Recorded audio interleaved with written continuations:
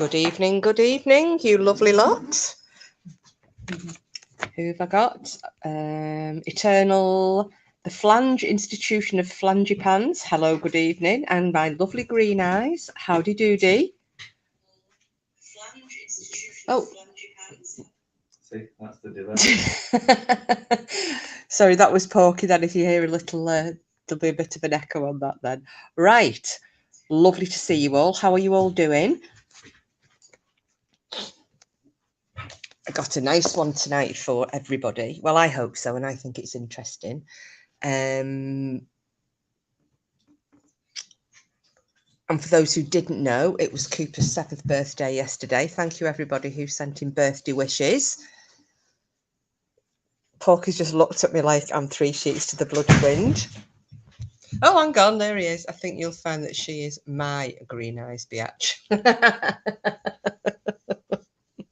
He was in the same room. He was just getting ready to go to work. So this live, I decided to do. I don't know if any of you have read the description. If not, it's absolutely fine. It was just about, you know, when you get a story and it changes in the telling, and there's a lot of that goes on, isn't there, especially on YouTube. Somebody has a tale and they relay it, and there's a little bit added to it, and a little bit more, and a little bit more. Oh, thank you. Been past a can of Coke. And it got me thinking about the way that things changed. Oh, Green Eyes has missed you.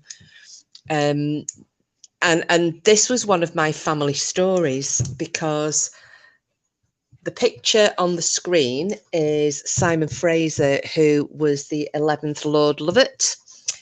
And he was my, I can't remember if it's 7th or 8th. It was like my great grandfather. There might be another great in there. So No relation at all. So no, we've got the same DNA. And hi, Julia. Oh, we're only just about to start. I've not got into it yet, but and I grew up with all these tales about Simon Fraser because he was this famous ancestor of ours.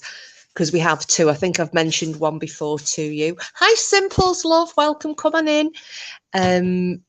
I mentioned one to you all a couple of months ago when I was talking about the battle up in Scotland and Soldiers Leap and Lord Athol. And I was saying about, you know, that my family have fought in every war that's ever involved Scotland. Might just be because we're argumentative, scrappy buggers, but we've basically fought in every war that's ever involved Scotland, and that's on both sides of the Scottish side. One was this part, which is the Frasers of Lovat. And why am I getting the finger off you? You're not.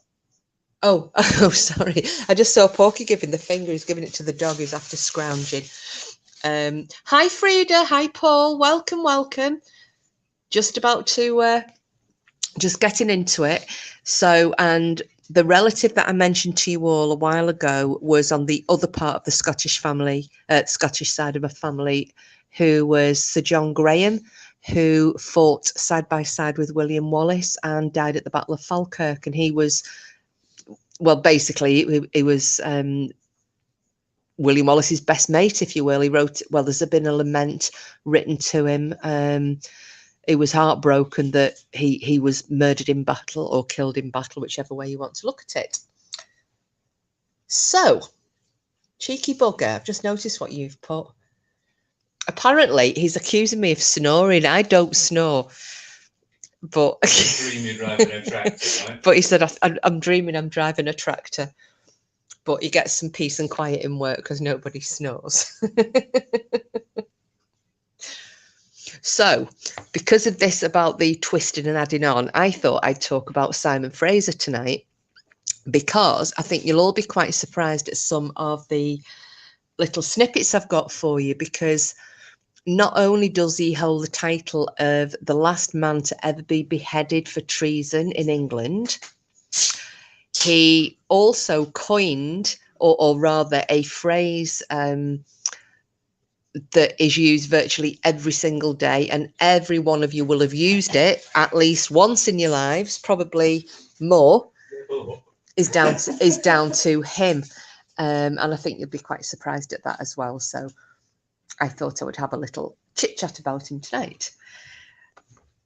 But I will wait for another 5 minutes, let a few more people come in, have a little chat and see how you're all doing. And then I will... Lady Witch, I love it. I'm going to highlight that one. Yeah, that's me. I purr with the force of 1,000 kittens. Is that you? The one that doesn't snore? Yeah, it's called purring with the force of 1,000.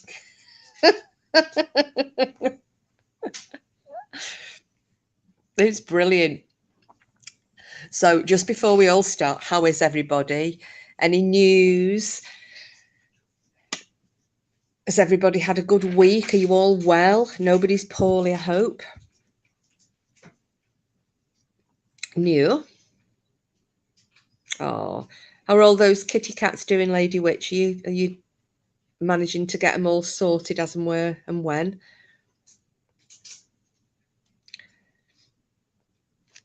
All right. I'm going to start, and I'll do a little bit and then I'll come back to chat. And I'm going to start with the stories that I was told as a child, because my dad was really big on the whole, you know, history, famous relatives and related to royalty and the gentry and whatever. So he used to tell us this tale about Simon Fraser, who was the 11th Lord Lovat, who, as I said, is this great grandfather 7 times removed or something. And I can remember as a child, every time he told a story, there's a little bit extra added on. And we had this story that he was part of the forces that were defeated at the Battle of Culloden. And for those of you who don't know, Culloden was the last battle to ever be fought on mainland British soil. You know, if you hear people saying it's the last battle to be fought on British soil, well, it's not, because, you know, you've got the Falklands, that's classed as British soil. So this is mainland British Isles. It was the last battle ever to be fought on the British mainland. Oh, no, Frida. Oh, that's awful. Oh, for God's sake. That's, anybody who's not seen, his son's had to have his holiday to Ibiza cancelled because his wife got COVID. That sucks. So I'll just jump back into this. So after the Battle of Culloden, and I will tell you a little bit about that if you're interested after I've done this little bit at first. So after the Battle of Culloden, Simon Fraser fled for his life and he went into hiding. He was on the run through the Highlands. He went into hiding and then eventually he hid on an island in the middle of Lochmorra, which is obviously up near where my dad lives to this day. And he was found on the island in the middle of Lochmorra and he was dragged back to London where he stood trial, and he was then sentenced to be executed by beheading. Now, the tales we got was, first of all, that he was shot in the leg with a musket and he made his way to the island in the middle of the loch and he hid inside a dead tree. That bit about being hidden inside a dead tree, that is actually true. But this bit about shot in the leg with a musket, and the only reason that the soldiers managed to find him was because this leg that was knackered with a musket ball in it, he couldn't bend it to drag it inside the tree stump. That's not true, but that was my dad's tale.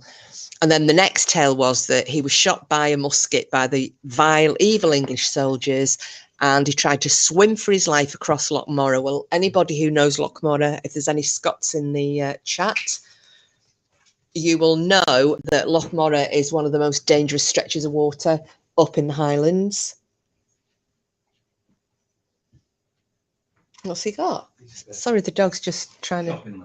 Oh, he's scrounging on a shopping list, the dirty bugger. So he wouldn't have been able to swim across that with a bullet in the leg. And then the kelpies, who were the little sea sprites, apparently came and helped him and swam, carrying him into the centre of the loch. So these are all stories we were told as children, and it's brilliant thinking, oh wow, you know, this relative and the kelpies helped him. He needs some yogurt. So we've got the dog doing the licky thing again. So again, this was all these different stories that went on with the telling. Give me 1 second. I just got to sort out the dog getting some. Is doing his going to be sick thing. And there's a little bit of honey there, babe, with some hot water in it. Just have you got it? I don't know why he's done this, because he's not. He's not. So, yeah, they're the tales. They're the sort of tales I grew up with. It became this like mythical figure. You know, it was. Carl, what have you just put in there? Bit of maple, sweetened up for. Oh, the honey's there on this. It was honey. Maple make him balk even more. Nah,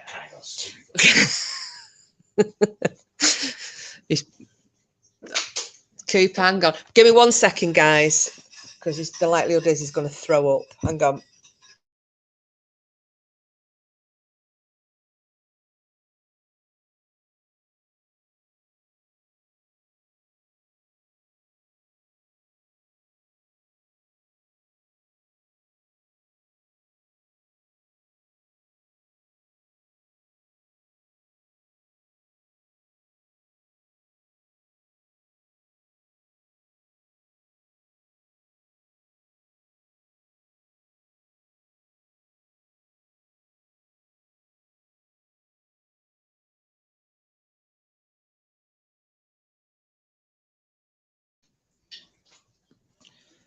Right, I'm back. Sorry about that.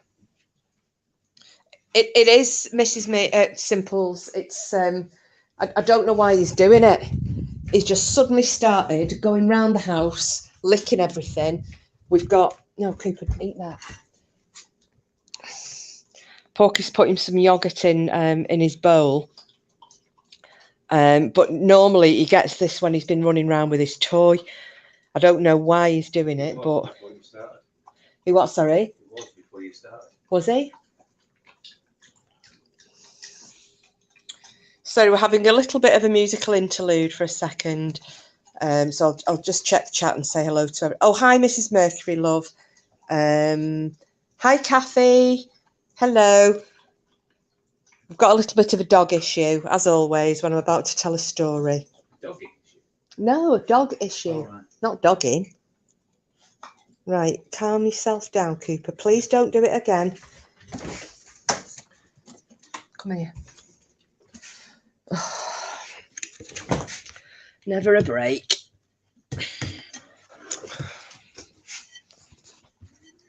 Me, your raspberry. Yeah, Mrs. Mercury, he is again. He's just yeah, don't put anything else in it, just the yogurt. No, he gets himself, I don't know why he does it. He gets himself anxious, Mrs. Mercury, for no reason. Come here. And then he ends up wanting to make himself sick. Cooper, go and get it. Go on, come here. No, eat it. Go on, good lad. So he starts off with the like acid reflux thing. He's just been chilled out all night, and the minute I go live, off he goes. Yeah, he just knows he gets nice things from the fridge.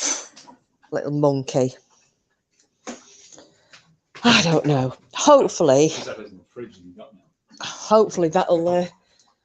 that'll sort him out, but I'll have to keep a little eye on him just in case. So I shall go back to my story. So Simon Fraser, he was born in, I think it was 1667, and he was known as the Fox. Sometimes you hear him called the Old Fox, but most of the time he's known as the Fox, and also the most devious man in Scotland.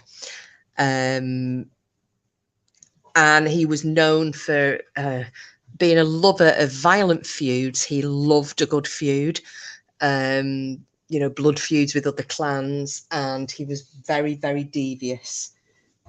We all love good food. Very devious.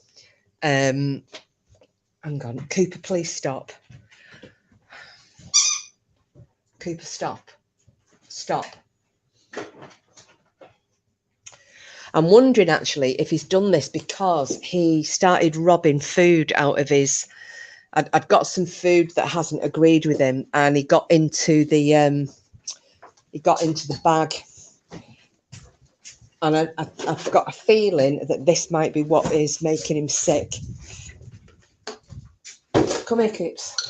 Come here, lad. Cooper, come here. Cooper, come here. There you go. Let's give him a bit of milk and see if that sorts him out. See you later. Bye-bye. I'll leave you in the vomit monster. Yeah, thank you. Yeah. Bye. Yeah. Yeah, we'll do. I'll be going in there in a second. Right, that's Porky going to work. No. Come here, Coops. Right, so he's obviously a good relative of mine, being a devious, violent bugger. He became the chief of Clan Fraser by rather devious means. He started out as a supporter of the House of Hanover, and then eventually he changed and became a Jacobite. Now, for those of you that don't know, there was, again, the age-old Protestant v Catholic thing in Scotland. We had James I, who was the son of Mary, Queen of Scots. He was James VI of Scotland. He became James I of England after Elizabeth I died. And when Queen Anne died, the closest relative of hers, who was a Protestant, was George I, or who would become George I of England. And this caused a lot of resentment. And eventually, by the time his son was on the throne, so George II was on the throne, there was a dispute, shall we say, starting up with, it had been ongoing anyway with the Catholic side, but James II of England, the 7th of Scotland, his grandson was Charles Stuart, who you probably will also know as Bonnie Prince Charlie. Hi, Sid. How are you? Lovely to see you.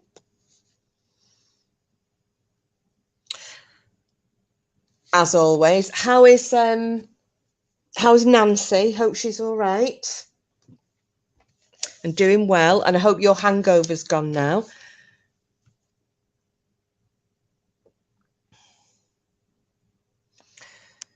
Now, without trying to, I could go on and on and on about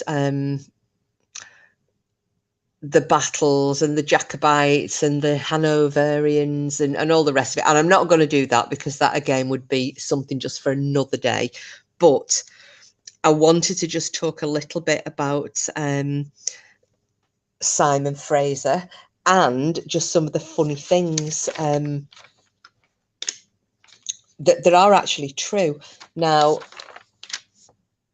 as I just mentioned, Bonnie Prince Charlie, though, now most people in the UK will have heard this song. I'm not sure, you know, Paul, Lady Witch, anybody else who's in the America or wherever, if you've heard the Skyboat song, if that rings a bell. And that is about Bonnie Prince Charlie, because he fled from Benbecula over to the Isle of Skye to evade capture by the British forces, British troops.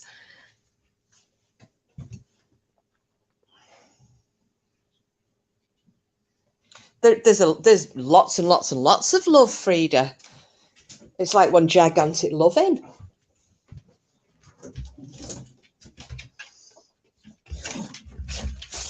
Oh. Sorry, this dog, he is going to end up throwing his ring up because he's still going round the floor. Cooper, stop now. Stop. Stop. Stop.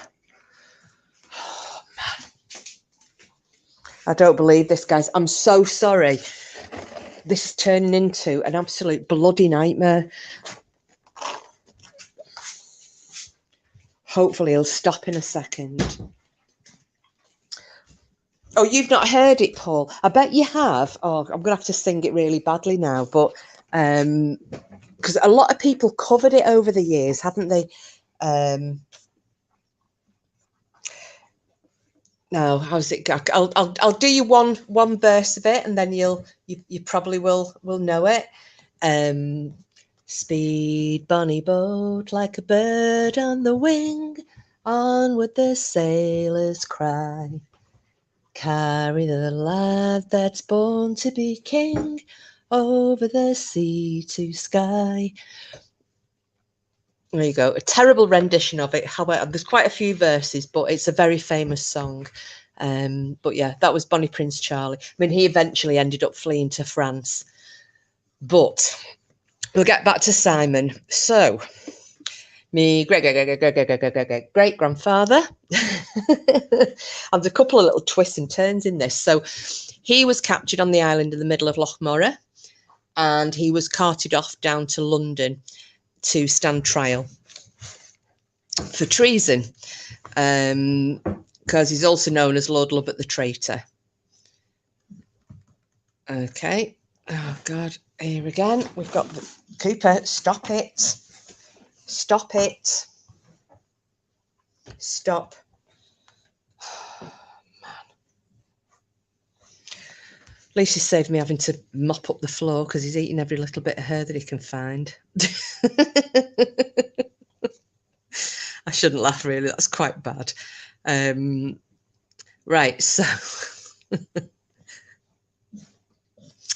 So in 1746, Downey's carted to London and he is put on trial. The trial lasted for 5 days and he was sentenced to death by beheading. Now, this beheading was set for the 9th of April in 1747. Yes, Mrs. Mercury, he is. And the funny thing is, well, I'll tell you something funny in a minute, because a very famous, I can actually say it now. There is a very famous scientific lady who was doing some research on what they believe to be Lord Lovat's remains.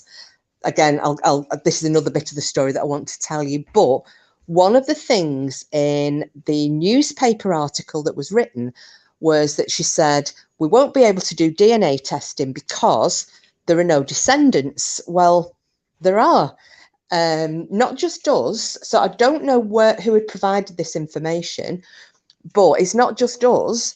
Another relation of Lord Lovat, very distant relation to myself, never met her, so don't anybody ask.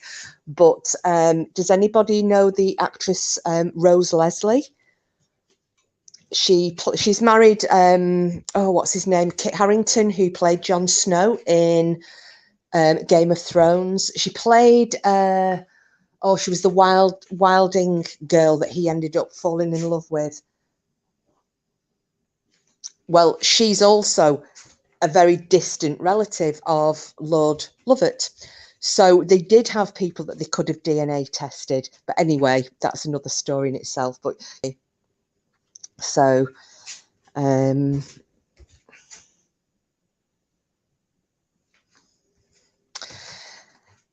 anywho, so down to London he's gone. He is sentenced to death. His execution day is set for the 9th of April in 1747. Now, executions, they were kind of the soap operas of the day. They got a lot of spectators. People came from miles around. They'd take, they'd have like a national holidays and what have you. you know, because they wanted to witness these executions. It's a big holiday, you know. There'd be what are they called? Oh God, excuse me a minute. I don't know what this dog's got in his mouth. Cooper, what have you got? Cooper, what have you got?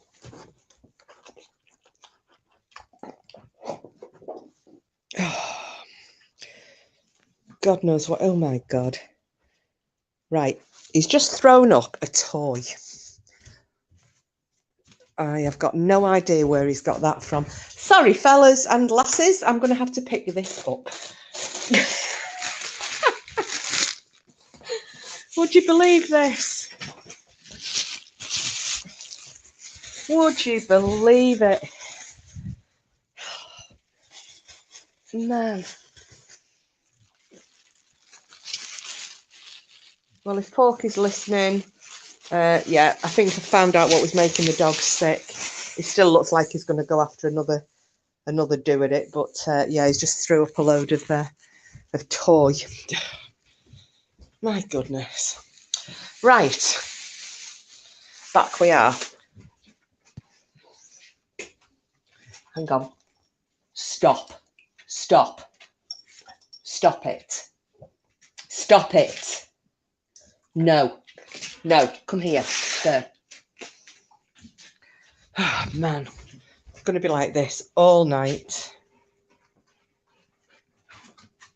You've got a DNA kit bought as a present for you. Still haven't sent it away in case they claim me in the future. Oh, God almighty. I can't believe he does this every time I come live. I've got no idea why he does it. No idea whatsoever. If I had somebody to hold the live for me, I'd have to nip out with him, but stop. Stop. Stop. Oh, God. Yeah, it is Lady Witch, but it's this running round. He's licking the floor. It drives me insane when he does it, and he won't calm himself down. I'm trying to give him things to, you know, like normally they try and eat maybe grass or what have you. Sometimes I'll give him a potato and he'll eat that. So at the minute he's just eating that. See if that gets him settled down a little bit. Right. So as I was saying, this big national day for his execution, everybody's come down. So they actually erected like scaffolds for people to stand on, you know, and watch. So it's a bit like a viewing gallery, if you will. And they get him up. And yeah, it is his show, Mrs. Mercury. He's a little bugger, he is. So it comes to his execution. He gets up. The axe man's there ready. You know, they're normally expected to say a few words. And one of these scaffolds that was full of spectators suddenly collapsed. This is a God's honest truth. So it collapsed, and there were 20 people were killed.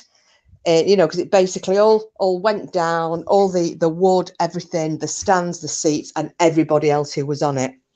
Right. So it collapsed. Lord Lovat started pissing himself laughing. He found this absolutely hilarious. And that was just the type of man he was. You know, and he was an old guy. He was 80 years old. You know, on the day of his execution, he was 80 years of age. So that wasn't, you know, that wasn't a usual length of age for somebody, you know, well, it wasn't an age that people would usually get to, no matter how wealthy they were in the 16 and 1700s. So he'd reached a grand age. He's got gout. He's riddled with arthritis. I think he was like just over 6 foot tall, you know, so he was, hiya, Denny, love, how are you? Lovely to see you. So he was, you know, he was an exceptional man, and he's standing there. He's trying to, you know, be as dignified as he can. And the next thing, this happens. So Lord Lovat is pissing himself. There's all these 20 dead people, loads of people injured. And he couldn't stop laughing. And he was still laughing when the axe fell. So, and you know, there are little tales that onlookers were horrified that when his head was parted from his neck, it was still laughing, you know, even though there was no sound coming out, because obviously there are no vocal cords anymore, but the brain is still functioning. And basically, this is what they said had happened, that he was still laughing. And that is where the phrase I was going to say to you all, you'll all have used it at some point, to laugh your head off. I was laughing my head off. He was laughing his head off. I laughed my head off. That very phrase was invented about Lord Lovat because he couldn't stop laughing as his head came off. True story. So, as I said, all of you will have used that phrase at some point. And on the off chance that you didn't, you will definitely have heard somebody saying it. That was my ancestor.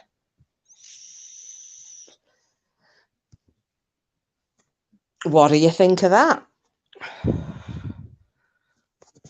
I'll just go back in chat.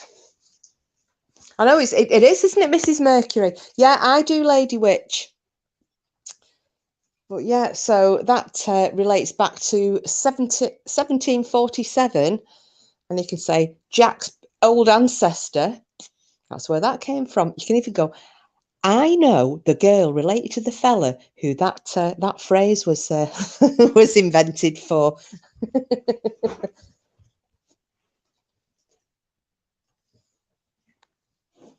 Oh, he's off again. Cooper, come in here. Come on. Come here. Let's get you some of these. Come here. Come here. Right, let's try. Let's try this and see if this helps you. Right, sorry, we're having another doggy bloody interlude.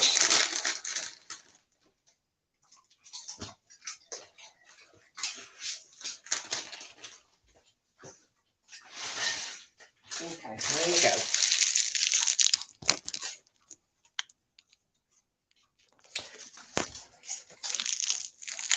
I know, it's great, isn't it, Julia? I love, but that is actually the truth. That's not one of my dad's tales. You can Google it if you want. Oh yeah, Paul. I know. Well, it's things like that that kids love, isn't it? But yeah, that's the truth. Now, the other thing that I was telling you about, you know, with this, you know, information that was wrong about him not having any descendants, living descendants, which obviously he does.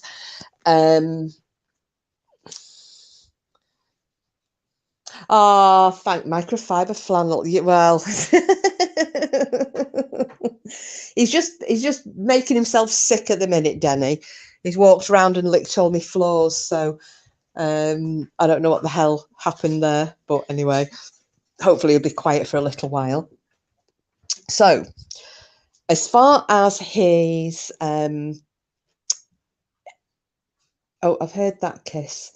You are still aware for a while after you were beheaded, but given the choice being burnt at the stake or beheaded, I would pick beheaded every time. It's quick. I would, Frida.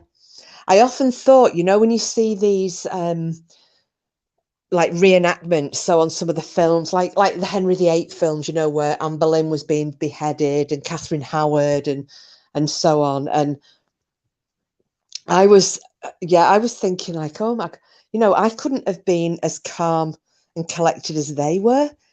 But is that just because we're more educated now and we know how quick you know, how painful things may or may not be, you know, because we wouldn't dream of putting somebody in a burning fire because we understand the pain that they're going to suffer.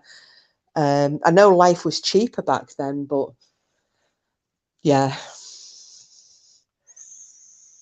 Beheading for me, nice quick one. I wouldn't want to be hung either, you know, unless obviously it was a very quick one and my neck broke on the first way down. I don't know.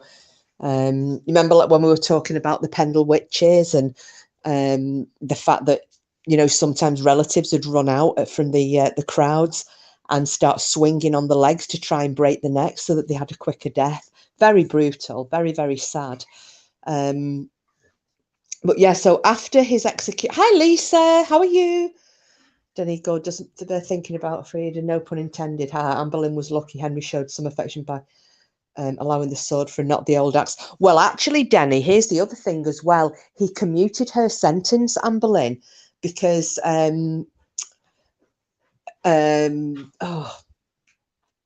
to actually have had an affair on the king. Speak for yourself, because there's one or two I bloody burn. Well, yeah, Mrs. Mercury. I think there's a couple I wouldn't mind throwing throwing on a stake. But yeah, Anne Boleyn, for committing adultery against the ruling monarch, that was actually a penalty of being burned alive, and he commuted that to beheading. So because I don't know if anybody. Yeah, that's it, Lisa. There you go. We're on the same page. Yeah, she was meant to burn, and there had been an old, I think it was like a legend about a Queen of England being burned to death, and that was all that Anne Boleyn could think about, because obviously she was being accused of adultery, and all she could think about was this prophecy about a Queen of England being burned. It's going to be me. It's going to be me, and she was terrified.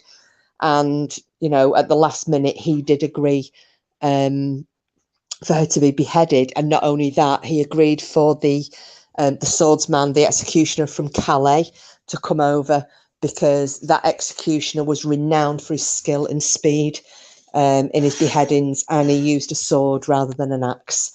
So I suppose, in the grand scheme of things, Henry did show mercy, but he was still a bastard.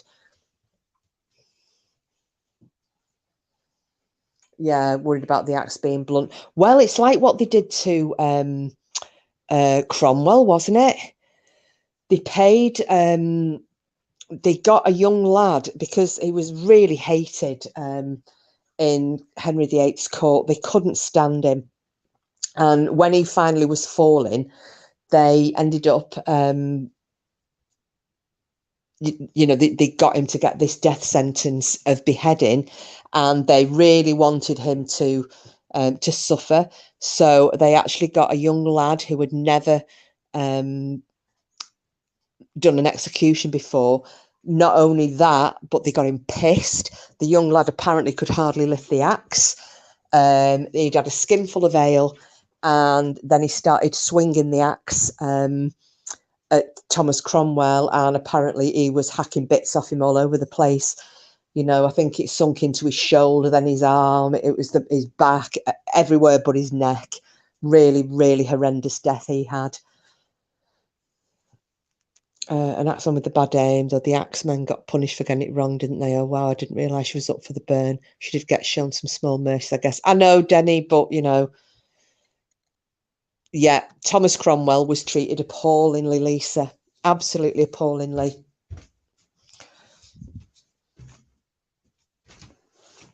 Right, you're just going to accompany me up the stairs, because this dog is on the prowl in the bathroom, and I don't want him having anything he shouldn't.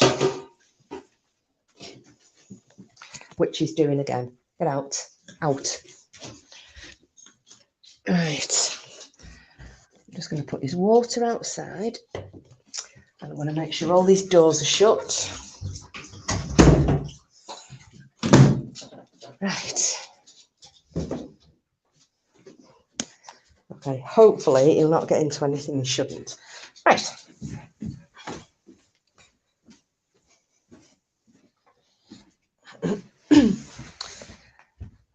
Let's have a look. Wasn't Cromwell credited with the saying, warts and all? I'm not sure, Mrs. Mercury. Hi, Lily. How are you? Lovely. Yeah, Cooper's being a bit of a silly sausage, running around and trying to make himself sick. I honestly don't know that, Mrs. Mercury. Lisa may know it. Lisa may know that one.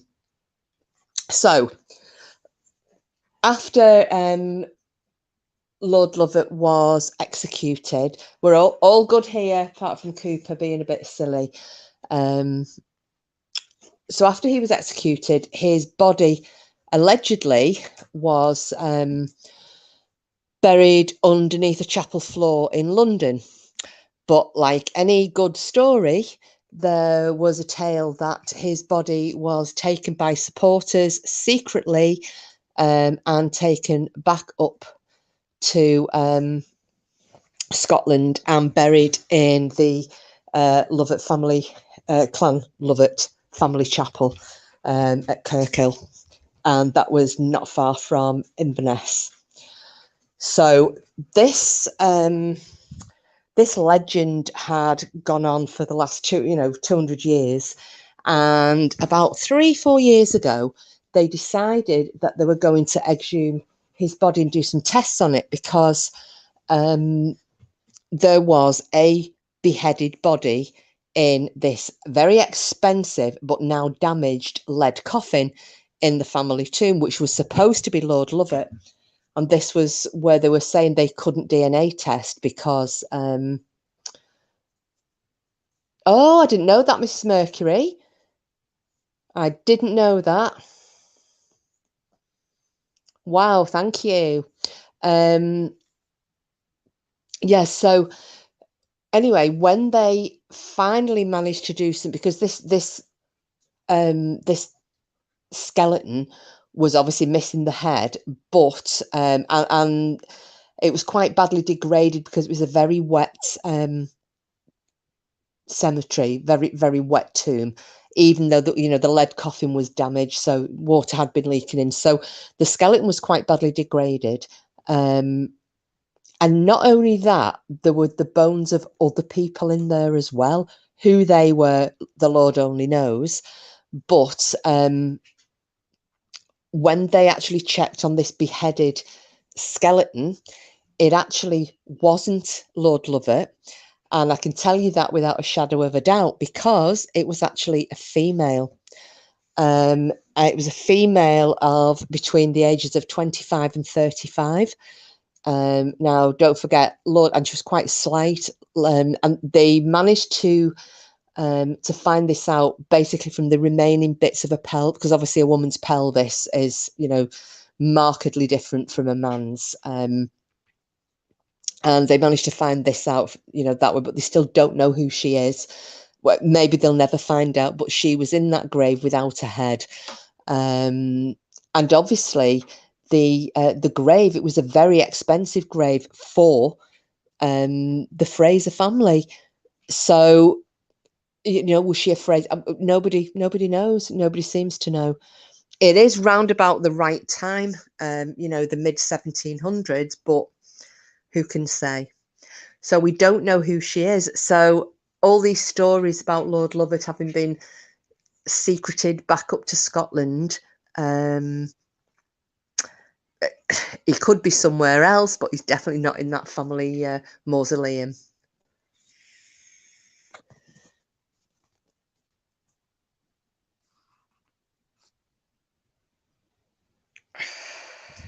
Very highly believable, those stories, aren't they, Sid, about it? But I'd not heard that, Mrs. Mercury, so something else I've learnt tonight. You see, I teach you a little bit and you all teach me a little bit. Yeah, so yeah, I was quite upset really that nobody had approached, because it's not just not just me, that there are other members of the family. As I said before, Rose Leslie is a distant relation of his. I know for a fact that there are other distant, as distant as I am, relations who are over in America. Because, and especially when you all start linking up either through the Ancestry websites or on the clan website, if you join the clan and you just show what your connection is and blah, blah, blah.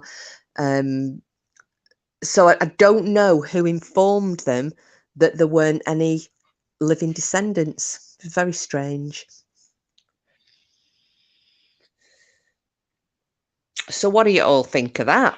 I just thought it was quite interesting, personally. As I said, it's just listening to some of the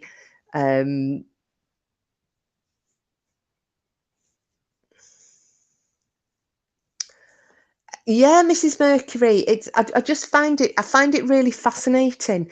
And just because, as I said, it was just listening to the tales on here of, you know, where we know a tale that's true because we've heard it ourselves, but then when you hear it being relayed elsewhere on other channels, it's completely different. We all know channels that do that, and by the time it's done the rounds, this actual made up and elaborated story is the real story. And that's what reminded me of this with my dad, you know, him telling us this story about the, you know, the shotgun in the musket ball in the leg, which wasn't true, and the kelpies that carried him across the Loch Morra into the island. And, you know, I forgot there was another one as well about that, because he you know was a lord of the land, that when he attempted to cross Loch Morra, when he was attempting to swim, this is another of the tales, that Morag, the monster who lives in Loch Morra, wouldn't touch him because she knew he was the lord of the lands. So yeah, all shite. But, you know, but every single time my dad's tales, they change with the telling of, you know. And then if you hear me Uncle Hamish, when he tells the stories, oh, they're even more elaborate. Tried your fasting tip, shifted off the plateau. Oh, brilliant, Denny. It's really good when you try that intermittent fasting. It can just give you that little kickstart that you need. It's really, really, really good for doing that. But yeah, so there you go. My ancestor, the wily fox, the evil, violent, old, devious bastard, the sneakiest man in Scotland ever. The last man to be beheaded as a traitor in England. He took part in the last ever battle on mainland British soil. And the phrase "laughing your head off" was coined in his honour following his execution. So he's got quite a few firsts there. And yeah, I'll be somewhere distantly, I'd like to check it out, but somewhere, I don't know how, but there'll be some distant relationship with the actress Rose Leslie as well. So yeah, I just wanted to share that little bit with you. I do Frida, but the thing is, we never get a proper old story in my family. It's always elaborated, you know. Can't believe they beheaded an 80-year-old. I know, Mrs. Mercury, but they did that with Margaret Pole, didn't they? Do you remember Henry VIII? Because she was the daughter of George of Clarence. Her son actually had more of a rightful claim to the English throne than Henry VIII, because he was a direct descendant of the Plantagenets. And she was the old lady that, I think, again, Lisa might be able to help me with this one. I'm sure she was in her 70s, but she was, I mean, it was a spectacle at the time. She ran around the scaffold with the axeman chasing her. She was screaming. You know, she was an elderly lady. She hadn't done anything, but he was just determined to wipe out all of his, you know, all opposition with a bloodline, you know, where the bloodline had a stronger claim to the throne than he did. You know, it was the way of the Tudors. That's what they did straight. You know, it's exactly the same as, I mean, if any of you have heard of Perkin Warbeck, I think we've talked about him once or twice on here. Again, Henry VII, I still, to this day, believe that Perkin Warbeck was the son of King Edward Plantagenet. I do. And Henry VII just got rid of him. Managed to get rid of him and remove another threat, or another potential threat to his throne.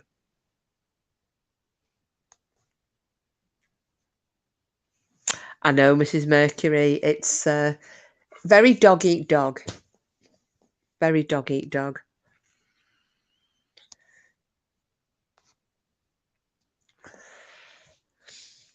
But yeah, there's I wouldn't mind doing something on Perkin Warbeck one night. I intended tonight, I'd started off doing some, getting my research together on the Vikings in the Northeast. And then I just heard a little snippet of something on here. I'm not going to go into it, but I was like, oh my God, how do people twist stuff? And that then led to me doing this little snippet for you all tonight.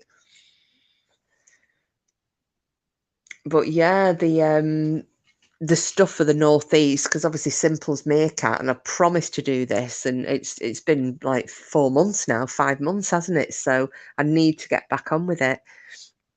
So that might be a Friday one for you this week. I'm having a flipping nightmare with the car as well, the clown car. It was in the garage yesterday. It had the bearings done, and I think it was the suspension on the back. Porky will be able to correct me because I'm probably wrong, but it's been making this like rattling and clanking, and he said, you're the only person who can... Thanks, Lisa. I thought she was in her late 70s. Thank you. Yeah, Margaret Pole. There you go. I'm going to highlight that one. Yes, this car's been making some right clattering, and then Porky said to me day before yesterday, you're the only person I know that can make a petrol engine sound like a diesel. What the fuck is wrong with it? And it was really bad. So it went in the garage for the other work yesterday, and then they've now said that the timing chain is fecked and needs replacing. And it is a massive job. It's going to cost hundreds to do. So, yeah. I think I'm going to be standing on a few street corners trying to drum up the change. I think it's going to cost, it'll be either 500 or 600 quid to sort it out just before I'm due to go on holiday. So, yeah, I've got it booked in. I get paid on the 20th and I've got it booked in just after that. So hopefully I'll be able to afford to get it done. Apologies, Chris. I've not kept up with your story. Not long home from work. We'll re-listen tomorrow. No problem, Denny. It's just lovely to see you in here. Richard of York and Edward Plantagenet. Yeah, well, you know, Lisa, they're my favourites. It's all going tits up at Bucky Palace. Oh, is it? What's going on, Mrs. Mercury? Oh, my God. Has any of you heard that song by the Cunts? And it's the Cunts with a K. Prince Andrew is a sweaty nonce. I heard it for the first time a couple of days ago. I was listening to it thinking, no, this can't be a real song. No.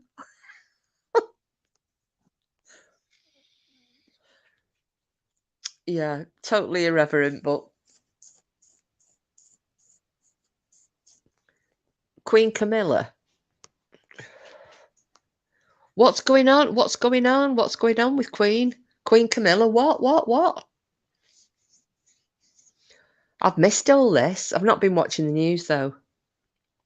Oh, Mrs. Mercury, it is very funny. It's very funny, but yeah. It's to, you know, the Grand Old Duke of York tune, but yeah, it's called Andrew is a Sweaty Nonce. Randy, I don't know. Have you heard the song though, Frida? Oh, Green Eyes. It's funny. Yeah, so Mrs. Mercury spilled the beans. What's going on at Bucky Place? Are people not happy about Camilla being the queen eventually? She will be queen when Charles ascends. Crazy. Why can't she be a happy co-host like Philip was? Yeah, but isn't that... Oh, there's something funny about that, isn't there, with it being a queen or...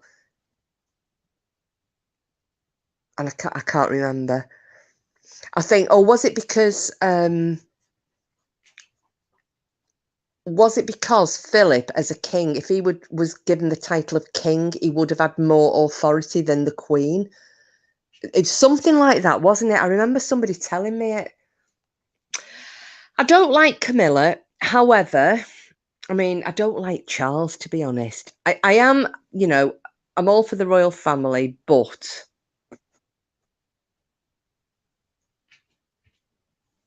That's right, Julia. Yeah, the husband, and he would have been, wouldn't he? I don't think it's the same with if it's a king like Charles will be having his queen, because she's still going to be lower ranked than him. Well, yeah, Anne. Oh, what have you put on there, Lady Witch? Oh, and speaking of which, Lady Witch, do you want to put your kitty cat fund in as well? Lady Witch has just put a link on, and I don't know what it is, but I shall wait to be told, because I can't check, unfortunately, because I'm on my phone. You see, it's really hard, isn't it? You know, everybody loved Diana, but she had her issues. You know, it was a terrible tragedy for those, you know, the two princes. They were only little. Oh, it's the Prince Andrew's son. Have you heard it, Lady Witch, though? If not, you need to, you need to listen to it. But yeah, apparently it's like shooting up the charts. Everybody's loving it and playing it. But like I said, I only heard it 2 days ago. But yeah, you know, Diana, she would have been loved. I think it's like Kate Middleton, isn't it? She is very much admired by the public. I think it's because she's very graceful, and, you know, she's, or is it because she's been a good little wifey? I don't know. I've no love for Charles. I do think he's a bit of a dick. That's my personal opinion. You know, and I do like the royal family. I don't like him. I don't think he'll be a good king. He should just be skipped, and it should go to William, maybe, and take Charles out of the... I mean, he's in his 70s, for Christ's sake, already, you know. But I do think, I mean, Camilla was his first love, wasn't she? He wasn't allowed to marry her. Oh, there's a kitty cat fund. I'm just going to put that up on the screen. Anybody who can help Lady Witch, please do.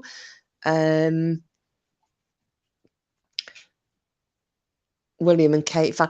Yeah, you know, she's glamorous, isn't she, Julia? And she seems such a nice person. And actually, she very much reminds me of, you know, no, God, is he king yet?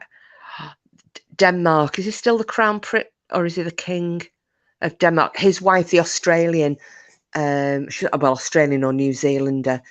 She's very glamorous, very ladylike. You know, she's given him a lovely family. Everybody loves her. They adore her. So I do feel sorry for them two, in a way, because obviously they were each other's first loves, and they both ended up marrying other people, which they, you know, they didn't want to. That was just necessity. He had to marry Diana. She then went off and married her husband, now ex-husband. You know, and it must be very sad if the love of your life is right there in front of you, and because of your duty to, you know, your family, your country, whatever, you know, you can't be together. So in that respect, I do feel sorry. You know, I kind of have a bit of sympathy there for Charles and Camilla, but it doesn't mean that I like them. Yes, he should have, Julia. I think he should have. He should have abdicated. I mean, he's hanging on and hanging on and hanging on and hanging on for his mum to pop her clogs. And I'd actually laugh if he went before she did. Well, I wouldn't laugh, do you know what I mean? But I mean, yeah, I wouldn't laugh at somebody dying. Anything is better than that Markle debacle. Hope William and Kate travel separately. Yes. Yeah. God, can you imagine that Meghan Markle one? Apparently, she had requested, didn't she, when they came over, I think, are they still here? Because they've been very under the radar, haven't they? But apparently, she had arranged for a private photographer, and she wanted the Queen's first meeting with their daughter, Lilibet, who's named after her. They wanted this private photographer that she'd hired to take photographs of Lilibet's first meeting with her grandmother, great-grandmother, and the Queen was absolutely having none of it. You know, she's not living in a soap opera. No, I can't, Mrs. Mercury. I couldn't stand her the minute I saw her. I just thought she was fake as fuck. And when I heard the interview when they were engaged, and she was trying to say about how they had met, and you knew she was full of shit. She was a damn liar. You know, if there's one thing that the majority of American people, American women in that age group knew, it's who both princes of the United Kingdom were, you know, eligible bachelors. Even my friend, and it's funny enough, she's got the same name as Madonna's daughter. Her name's Lourdes, and she lives in Texas. And even she went, everybody knows who William and Harry were. Everybody. She said some little, you know, backwater 3-house camp up in the bloody mountains in the deep south. She said even the women there know who William and Harry are. She said she's absolutely did know who he was. Yeah, she did simple. She didn't have a clue who he was, apparently. She was introduced to him by a friend, didn't know him. And then went off. Didn't he go on a safari or something? And he booked this safari and they went off to just spend a couple of weeks together on a bleeding safari. She was the one who was outside of the damn palace on a trip when she was a teenager, outside Buck Palace, saying, I'm going to live here one day. She absolutely knew who he was. She's seen him. She just had this idea that she was going to be the next Lady Di, which I honestly think she did. She was either thinking that or, what was her name? Grace Kelly. She imagined herself as Princess Diana or Grace Kelly, you know, the famous actress from America marrying into a royal family. She wasn't that famous though, was she? I don't even think they'd employ her as a damn Disney princess, Mrs. Mercury, to be fair. I think she's foul. Absolutely foul. And I tell you what pissed me off as well was the fact that we were getting slated in this country. They were saying it was all institutional racism. You know, the British people didn't want her because she was, you know, mixed race. It was just showing what a disgusting racist country we all were. It was nothing to do with what colour her skin was or what her background was. I mean, books about, yes, she did, Frida. She did. She was absolutely obsessed with Lady Diana, Princess Diana, whatever you want to call her. She knew everything about her. She studied the royal family. She absolutely knew who he was. She manoeuvred that meeting. You know, and you hear sometimes people, you know, famous people or royalty, you know, they don't want to be, they just want to be treated normally rather than have people, you know, sycophants and people fawning all over them or just trying to be with them because of who they are. They just want to be treated as a human being. That's what, again, I'm going to use, no offense, but both times American got involved with royalty, it's gone tits up. It has though, hasn't it? Wallis Simpson and then Meghan Markle.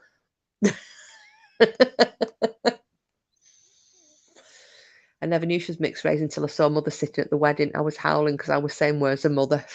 Yeah, well, they were saying that, or wasn't she saying that? I mean, she has had a nose job done because you could see when she's younger, you know, when she was a kid, she definitely did look, and she looks as she's got older. Her nose has been, you know, there's a bit of surgery on it, but she said she looked more. People thought she was either Italian or Spanish descent. Nobody actually thought she was mixed race. You know. No, Sid, I know. Very manipulative person, and I don't like lie tellers. And she was, and that's why the British public didn't like her, because she gave that simpering interview with him when they were engaged, didn't she? And everybody, we're all in this country watching it because, you know, it's great, isn't it? Oh, Harry's finally got engaged and blah blah blah. You know, he's a bit of a playboy, bit of a rum bugger. He's finally got engaged. We were all interested. Who's he got now? because he's had a few quite good-looking girlfriends over the years. And then you hear it's an American actress. I'd never heard of her. I didn't know who Meghan bloody Markle was. For some reason, because of her first name, Meghan, I just presumed she was, I don't know why I had it in my head that she was going to be an Irish girl. Don't know why, but that was it for me. And then when she sat there and she's giving it all the full, I'm an actress, look at me, I'm going to do my best role of my life. Oh, yeah, and I didn't know who he was. Yeah, I was really shocked when I found out he was a prince. At that point, the whole British public went, fucking bollocks. And that was the point that the British public decided, nah, don't like her, don't like her. You know, but instead the narrative was we didn't like her because we're all racists. Wasn't. It's just she was a lying sack of shit.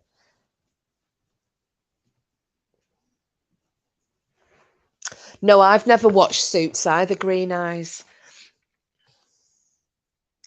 I've never known. I never would have known she was mixed race, but I do believe that she used her mixed race to aid her purpose. Just my opinion.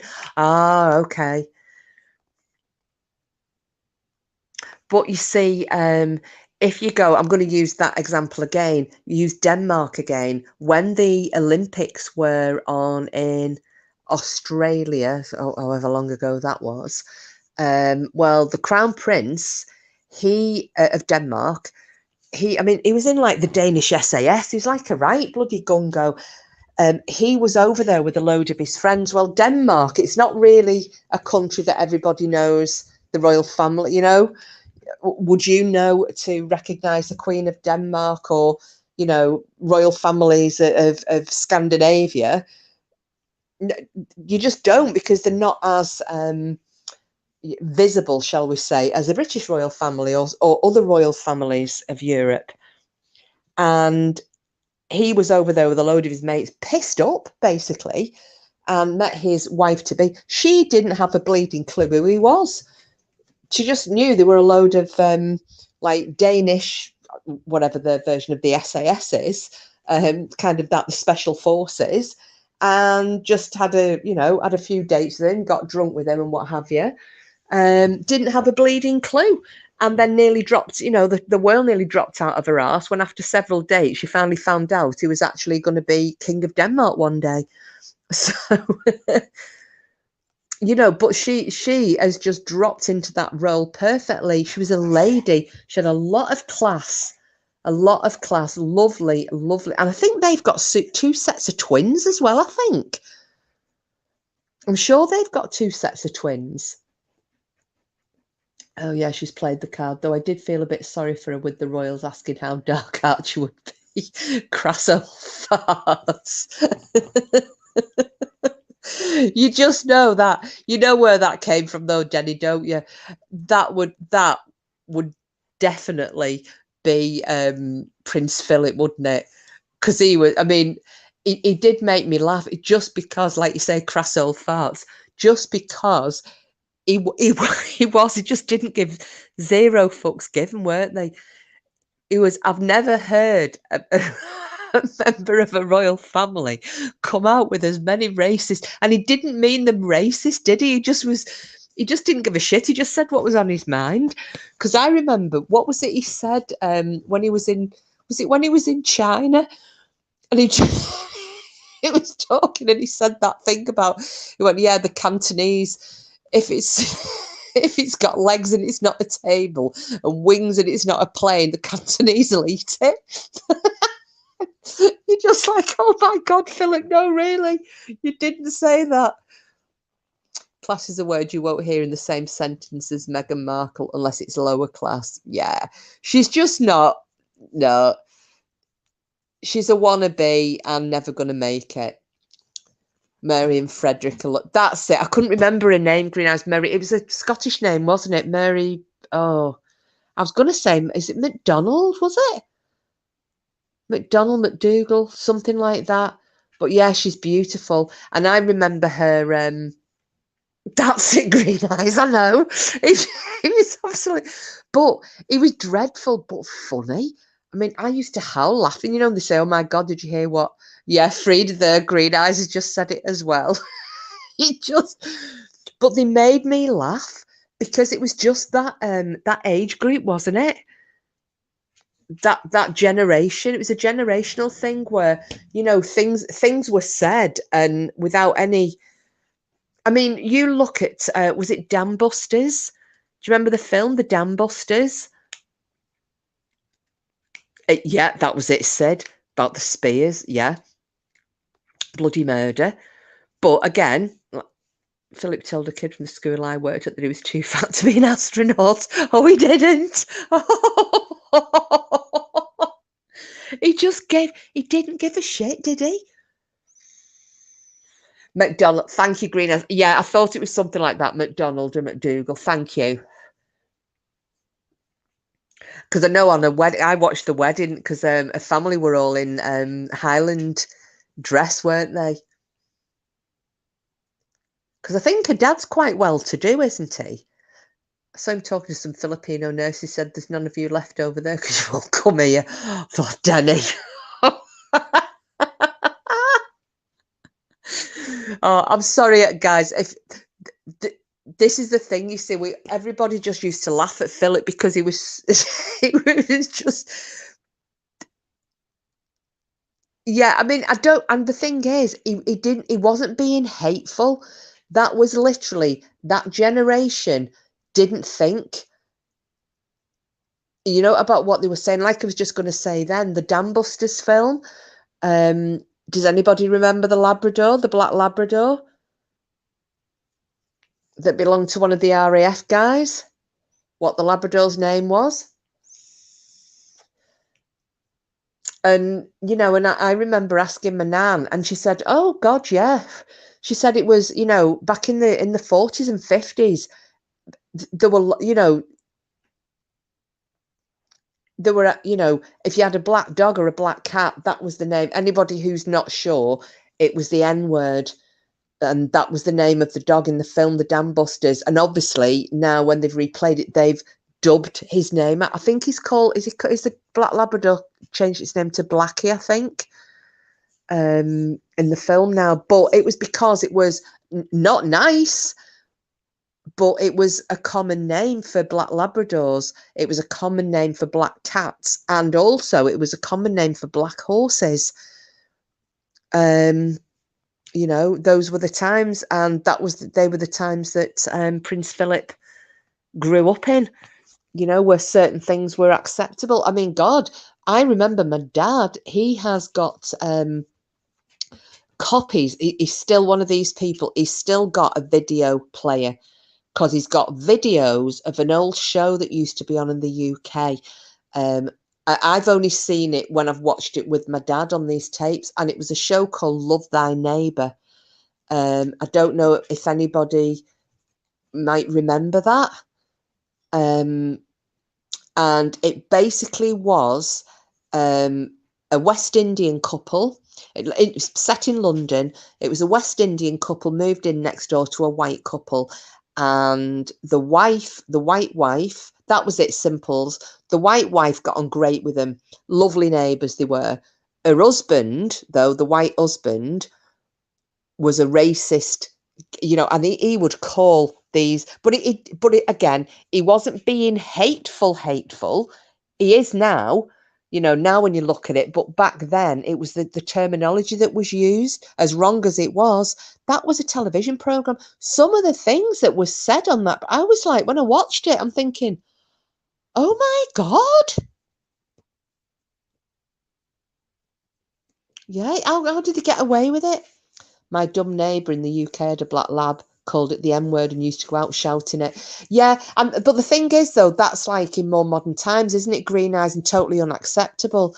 But when my nan was saying, you know, in the 40s and 50s, you know, it was a common name to use for, you know, a black pet. Very hope for a blowjob on his 100th with the cat. Oh, Denny.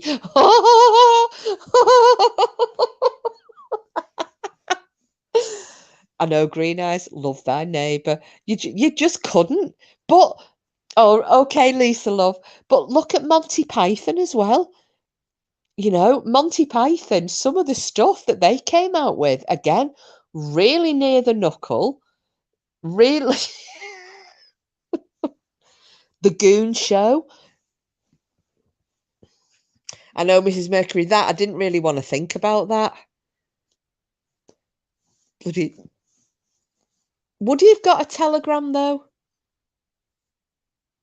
Rigsby. Oh, that's it. What was that? Rising Damp, wasn't it? Simples. Yeah, because there was that. Was he a black doctor or a prince or something who rented a house? Oh, Denny, shut up. Oh, serious wizards. Oh. My father told me when he was young. Hang on a second. Stop. Come on. Come and sit down. My father told me when he was young he had to be careful of the KKK. Oh no.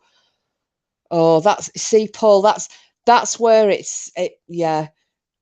And I suppose it's a fine line, isn't it, from the name calling or the words that are being used to actually getting to that stage. Hiya, Fern. Been listening for a while. How fun. Hello, my love. I hope you are doing very well and lovely to see you. Because I remember watching an old Carry On film. There was a gay guy in it. They were all making fun of him. Definitely wouldn't be allowed now. No, it wouldn't. It wouldn't at all. But again, it's those things, isn't it? Times change. What's acceptable? I mean, here we go. And this is, and I'm really sorry. I'm really, really sorry about this if it's going to offend, and it probably will offend people, but I'm going to say it anyway. There were certain words that you used to use to call people like an idiot, because I can remember it at school. I'd be at school, and if somebody was an idiot, what did they used to call him? A mong. It's dreadful. And I've got a friend who's got, a Down syndrome child. I love him to death. He's such an adorable little boy. He's so sweet. But, sometimes you've got to watch it, you've got to watch things coming out, because these were words that I grew up hearing. They're totally unacceptable. They're hurtful. But, times change, don't they? Phil, on arriving in Russia, it's a pleasure to be in Russia, even though the bastards killed half my family. Oh, God. Yeah, but don't forget as well, though, people on my estate still use this language. I'll be honest with you, Fern, people everywhere still use it. It's just they're very careful as to where they use it, and, the audience around them at the time. I think as well, though, Sid, because wasn't his sister was married to an SS officer, wasn't she? Or one of his sisters, because they were killed in a Allied bombing. I think her husband and the children were all killed. But he was, obviously he was a prince of Denmark and Greece. And Denmark were, they were to a certain extent sympathizers, even though they were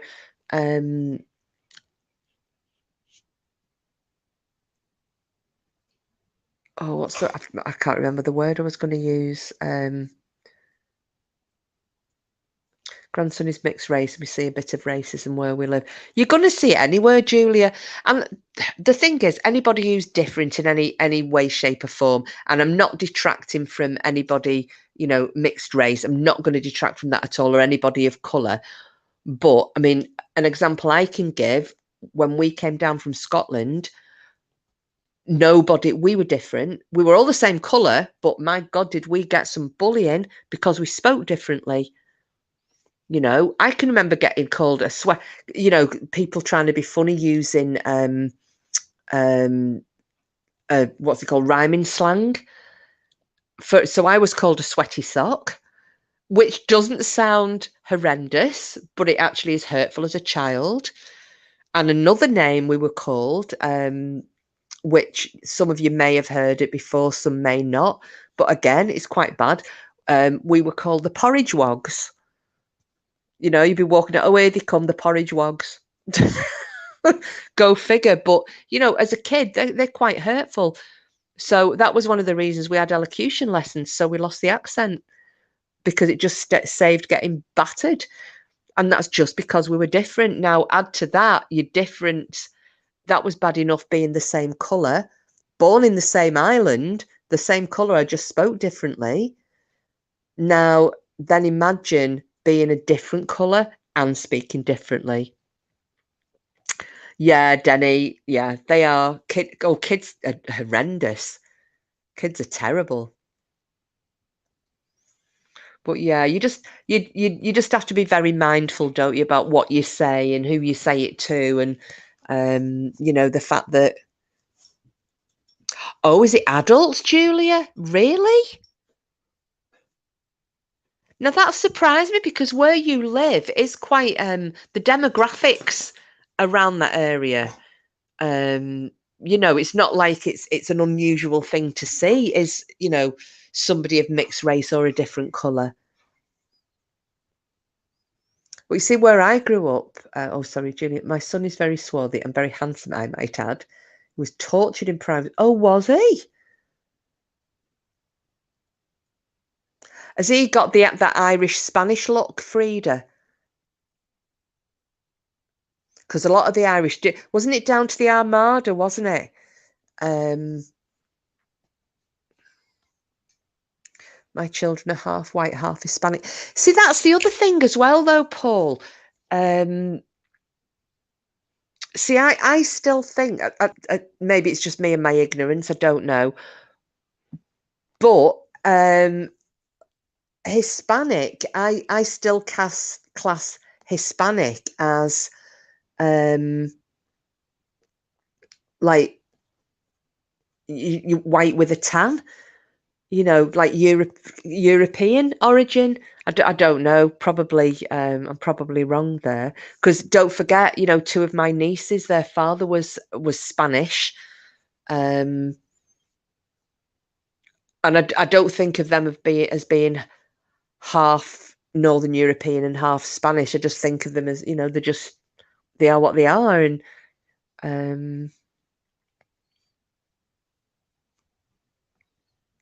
oh, father was Israeli. Oh, okay. Was he the one who had I'm gonna change the subject slightly, but was he the one who said his nutsack when he went in the sea looked like denim? Denim, was it, or corduroy? No, it was corduroy pants, wasn't it?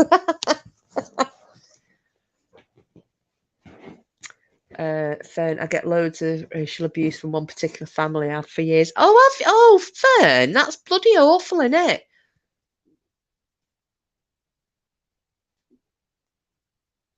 Yeah, you do have to give it back. You absolutely do have to give it back. Denny, you know what? You are right. Did I ever show you photos of two of my nieces, Denny? Like I said, so my sister, you know, we're all northern, very fair, you know, fair skin, fair hair. I did remember Frida, because that made me laugh my arse off when he said that his nutsack looked like corduroy when he came out the cold sea. But yeah, my two nieces with my sister is their mum, and the dad was Spanish. Again, I'm just going to say, may the gods rest his soul. He's the lad who killed himself a couple of years ago. Funny enough, his name was Paul, funnily enough. But they are two of the most beautiful girls. And I think that the Spanish women, and again, I think that carries on into the Irish, doesn't it? You know, because a lot of Irish women have got, you know, that dark Spanish look, and that's where the attractiveness comes from. Is Lady Witch still about? I don't know, Fern. She may just be having a listen and feeding puddy tats.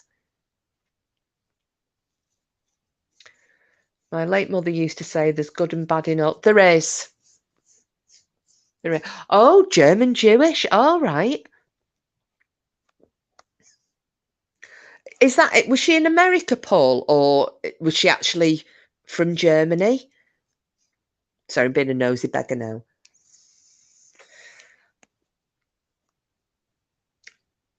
I just, you know, I just think people should just be live and let them get on. Nobody's doing any harm. You know, it doesn't matter. Ah, right, okay. Oh, so she was German, German Jewish descent, was she? I know, Mrs. Mercury. I was going to say that.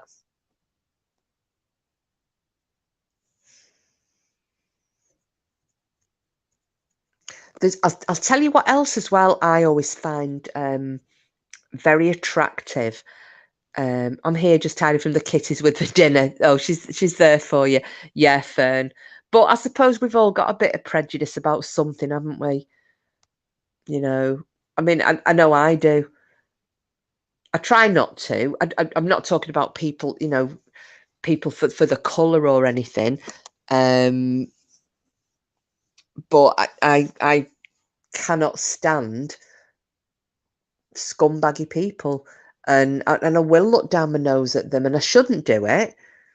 You know, the type of, you know, people who, and we all live near some, you know, the ones who will brawl in the street, or you know, they get pissed all the time. They're just really rough, and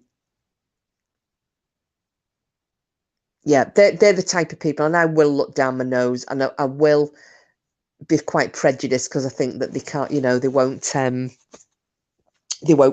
and they're not good enough to associate with. And I really need to stop doing that, because I shouldn't look down at anybody.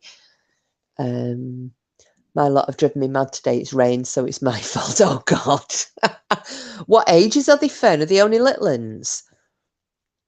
I have prejudice against bad tea. There really is no excuse. Oh, Denny, don't speak to Porky then, because I make a dreadful brew. Mrs. Mercury, I can't resist dark hair and dark eyes. Just look at my husband, Freddie. Well, did you know that little Porklet absolutely adores Freddie Mercury? When she very first used to come sitting in here with me when I was doing my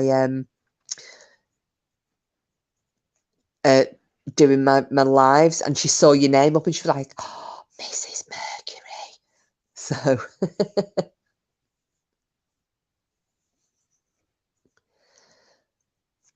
oh, well, you see, Fern, when you say nothing too weak, I do have very weak milky tea. Porky thinks it's minging.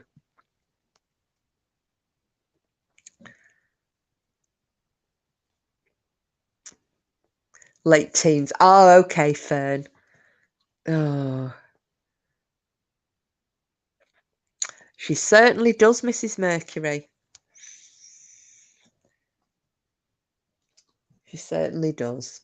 Yeah, so hey, how's your Etsy shop going, Fern? Has everybody subbed onto giving Fern a like on her Etsy shop? And it's under the same name, Dolls by Fern. If you go on and check, and then you can just give her a little like and follow her on there.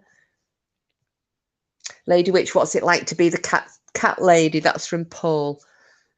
Hopefully it's better than being the dog licking the carpet lady like I am. Can't believe the little bugger, he waits until I'm just trying to tell a story. Oh, that's brilliant, Fern. Good, good. I'm glad. Have you got any custom off there? Because those dolls are absolutely beautiful. How long does it take you to make one? One of my friends makes bespoke bags, and they are quite expensive, you know, and I've seen people look and go, oh God, I'm not paying that for that. But they don't realise that, you know, it's all handmade, hand stitched. She doesn't do anything, you know, on machine. Everything is by hand. It's all sustainable, environmentally friendly products. You know, she sources everything, conscientious sourcing, I suppose you could call it. No, not yet, but I'm selling out of it. About 4 days. Wow, 4 flipping days. Gosh. Frida growing like mad, driving me bonkers, getting into everything. Oh, yeah, Frida. Honestly, the dolls are absolutely beautiful. Oh, yours are all upcycled. Oh, that's good to know. Danny, oh, we had our Jubilee party last Friday. Whilst chatting with our opposite neighbour, Heather, she told us all 14 cats from the street shit in her garden. She doesn't mind, though. Does your cat, because I know you said your cat's been going out and your dog went next door for a shite.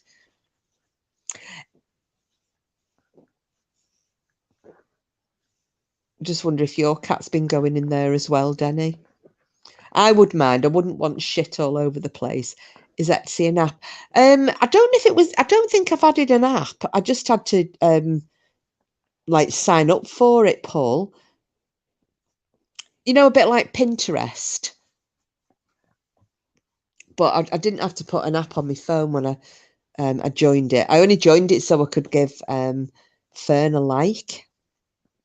Your cat's included. Next door has been barricaded against, despite Mag's best attempts. Oh, good grief. I've got to get into this back garden yet. Honest to God, it is like a damn jungle. I'm thinking Lord Lucan's going to be under the hydrangea bush at the bottom of the garden or living in the shed. In fact, I think a family of pygmies are living in the shed. Hopefully it's pygmies and not wasps.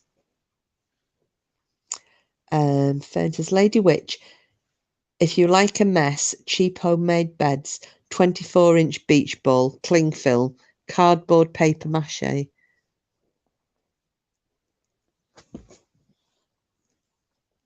Oh. So what do? Do you put the papier mache round it and then pop the ball? You've seen these selling for 135 quid? You're kidding? Hey, that's a good little earner, Lady Witch. That'd bring some funds in, wouldn't it? I know, Fried. Well, I've got Catgate in a different sense, though, haven't I? We've got little Tiggs here, who's yeah. Well, basically, the cat was dying, and Porky can't even stroke him. He's turned, because he's gone senile, he's turned feral, so he can't stroke him. Because I was on about stroking him, and he went, well, yeah, and I'll see you in A&E. But he's taken a real shine to me when I go in to feed him, and he's wrapping around my legs. Now, this is a cat that can hardly move, or could hardly move. It was all geriatric arthritic, doesn't know where it is. I come in the door, it's mowing at me, he's round my ankles, is but he looks like Mrs. Norris. He doesn't feed, we don't let them mix. Tiggs, he lives in the conservatory. It's like a huge conservatory with his own sofa and everything in there. So in the morning when I go in to feed him, oh, sorry. Oh, I do his food and his water. I open the back doors and then he can go out. And he goes out sometimes and he goes and sits. There's a dog kennel out there under the bush and he goes and sits in that. But usually he's just asleep on the sofa all the time. Oh, yeah, Fern. Tiggs is really thin. And the other thing as well is all his coat, because he's like a long-haired tabby. It's all really, really matted, but you can't get near him. Like Porky's tried to brush him and he's nearly taken his fingers off. And obviously being that old and I mean, he's at least 15, probably older. Being that old and thin, you know, you've got to be really careful about holding him too tightly. You know, you could snap a bone or something, or give him a heart attack even. So it literally looks like Mrs. Norris off the Harry Potter. In fact, it looks worse than Mrs. Norris with all the tats. But you know what you do. But he's eating, he's drinking, he's meowing. I keep saying, oh God, he's there singing the song of his people again. But he seems to have, I don't know, he's kind of like got a second lease of life. Because I said to Porky, I think that cat like really is obsessed with me, because if he sees me through the window in the kitchen when I'm at the sink, he starts yowling at me. And if I open the door to go in, he's round my legs. Because even Porky said for something that couldn't walk 2 months ago, he's like fucking Jack Flash now. So I don't know whether he thinks I'm somebody else or not. I don't know. But yeah, we've got to keep the dog and him separate, because yeah, I think Koopy would eat him. Oh, well, he can't jump up on the fence. I mean, he's fallen off the sofa a few times, because there's a great big leather sofa in there that he's decided to sleep on. But he had a spell where he was sleeping in his litter tray and shitting on the floor, you know, in his clean litter. He'd just go in it, and it's that wood chip litter, you know, that the kind of wood pellets. And because I said to Porky, what the fuck's the cat doing? And he was fast asleep. I said, he's fell asleep in his litter tray. And he went, there's no hope for him. He's gone, completely gone. What can you do? Just try to make their life as comfortable as possible. Yeah. Oh, is it? Okay. I mean, everybody knows I would never harm an animal. I just wouldn't. I'm not a cat person. When we had the farm, I did have 2 yard cats. Both of them came to me via a circuitous route, and one of them was done. One of them, a car just drove on in, you know, late at night and threw this 6-month-old kitten out, and it spent a few days up at my window scriking to get in. And in the end, I just relented and took it in. And the other one was somebody that was going to have a cat put to sleep, and I went, oh no, it can come and live on the farm here. But I'm not a real cat person, although the one that got dumped on the farm that was thrown out of the car, that was actually more like a dog, Jizzy cat. She was beautiful, and she never scratched, she never bit. She'd just curl up on my head if I was on the sofa. The dogs got on great with her. She was lovely. My sister's cats were the same. One died aged 19, the other was 21. All right. Hope he doesn't go to Oh. You see, Tiggs can't climb now. He went missing last year. I think he was missing for about 3 weeks. And when he came back, he was in a really bad way. So, you know, Porky thought that was it. And then, you know, he's just bounced back. But he wasn't able to let him out because he said he doesn't know where he is. He doesn't know, you know. And when we had this collapsed drain, I'd had to have the back gate open while the guy was coming in and out to fix it, and the back door. And the cat it'd come out, gone out of the garden, and was up. There's a back street, like an alleyway behind the houses. And he was up at the top end of the back street. And I was like, oh, Jesus, the cat's out. Shit, he's not going to know to come back. But he did. He came back in the garden. But he can't climb now. So that's why every morning I'm opening the door for him so he can go outside. He can have a mooch around the garden if he wants to. Because we know now that he can't climb anymore. Because, I mean, he struggles to even get on and off the sofa.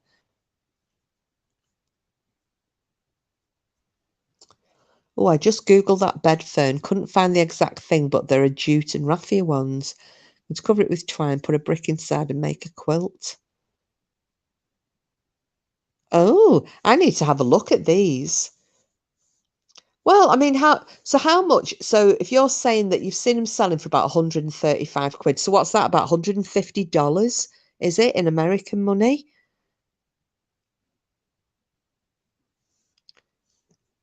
So roughly how much do you think it's going to cost you to make? I'm just thinking because, I mean, they're going like that, and especially with Lady Witch, if she's handy at making things and to raise some money for these cats, you know, things like that, if they sell. It's funny how things go in trends, isn't it? I'm just wondering what it would cost.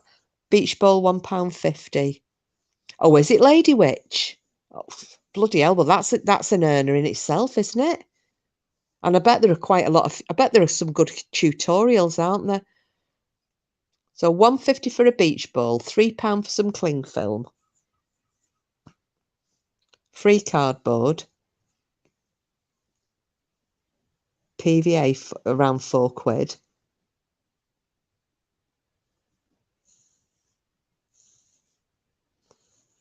So I mean, you're looking at under a tenner.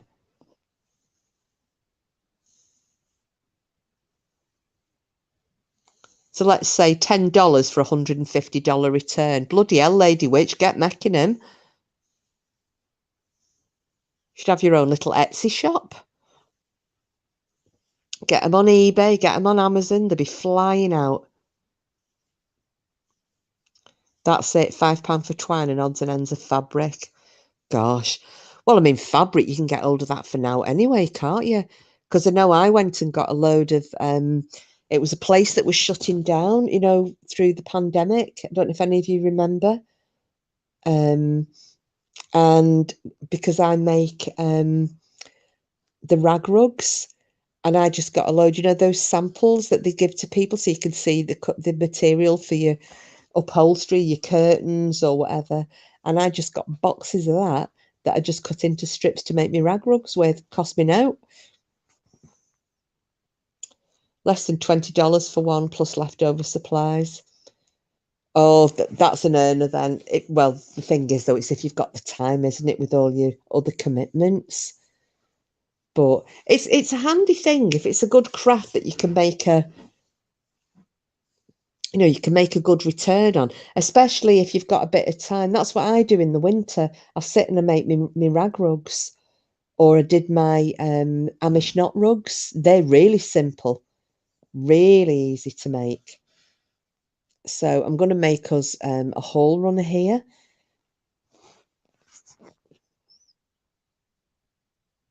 They just weigh an absolute ton.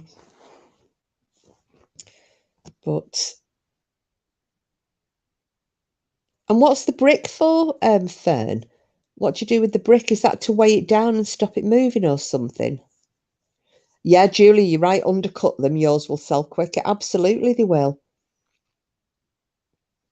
You know, if you look around and somebody's selling them for 135 and you can sell them for 100, yours are going to fly out. You know, $80 profit on every one. Bloody hell.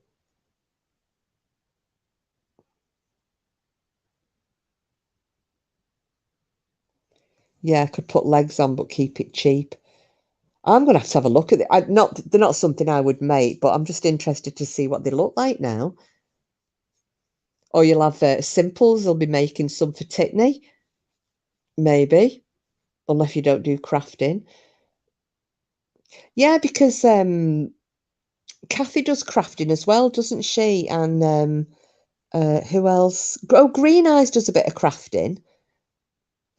Fern, you can use up old dresses, any old fabric, charity shops, etc. My mum used to make me dresses out of old dresses when I was young. Frida, you know what? That's what my nana and my auntie used to do for me and my sister. And I remember my, you know, everybody kept the wedding dresses way back when. Oh, yeah, Simple's knit and crochet. Well, when it was our first Holy Communion, me and my sister's communion dresses were made out of my mum's wedding dress. My auntie and my nan made our Holy Communion dresses out of that. It was nothing wasted though, you know. I mean, I've done that going, you know, making outfits to go clubbing and go down the charity shops, rip a few sleeves off here and, you know, change your hair and add a bit of something extra. My mum had an old Singer sewing machine. We've got one here because Porky was saying, did I want it? And I was like, nah, I'm not a sewer. It would just be something else, fill in a corner. But it's in one of those cabinets, you know, where you lift the lid over. My nan had one. You lift the lid over and it swings up the Singer on top, and it's got the big metal foot thing that you press to turn the wheel. And yeah, huge thing. But I said, you know, somebody'd probably buy it if we didn't want it. Yeah, sewing isn't really my thing, but yeah, I like to paint, I like to draw, and I like making me rag rugs. And I also do the macrame as well, you know, the hangers, because I make little like macrame hangers to put glass jars in. And I have those hung all around my garden, well, my old garden, with tea lights in. And I'd have them hung off the trees and the ivy. They really look lovely at night. But they were so simple, just using garden, you know, the garden twine for it. They were lovely, Fern. I probably did about 12 or 13 in my old garden, and I had them all different lengths as well, different size jars. I didn't have them all even, you know, some were really long, some were really short. They were all hung everywhere. And everybody was like, oh my God, they look amazing. So I started making them for all the neighbours because they all wanted them in the gardens as well. Don't even know what brand my sewing machine is. I haven't used it in years. It's a bit like my iron lady witch. We were going through the cupboards and he picked the iron up and he went, what's this? I went, I don't know, but it's something I ain't going to be using. Made curtains, duvets and cushions, things with straight edges. That's me, Simples. Yeah, Lady Witch, get it out, like Frida says. Hubby bought my sewing machine about 5 years ago. It was £5,000. Oh my goodness. That sounds like a proper dog's bollocks one, green eyes. Exactly, Simples. Even my clothes were simple seams, straight sewing only. For £5,000, green eyes, I'd want it to do the stitching for me. I'd just throw the material at it and go make me some curtains.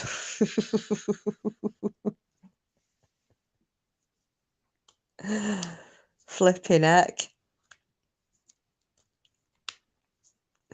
Oh, do you know what? This is why I love talking with you guys. We start off doing a history chat and we're ending up, we've now veered all the way around and we're back onto crafting and stitching. It's a banana.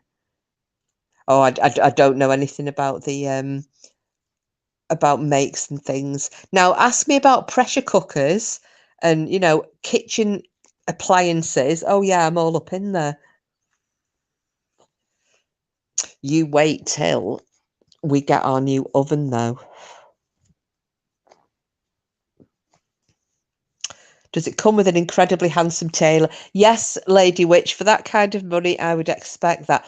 Or at least a semi-clad Adonis to pass me my thread and pass me a bit of material. If I go, excuse me, Adonis, would you bend over with your back to me and pick me up that piece of cloth from the floor and then stand there and look handsome? You don't do kitchen apply. Oh, you see, that's my thing though, Fern. I love my baking. I've just bought a toaster.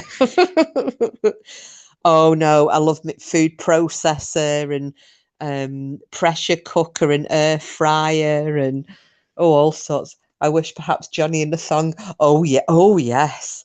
Naughty cat, I know, Paul. I might get Porky to do it for me. Oh, you'll all be glad to know he's on sorting his ghost hunt out. So I don't know the location.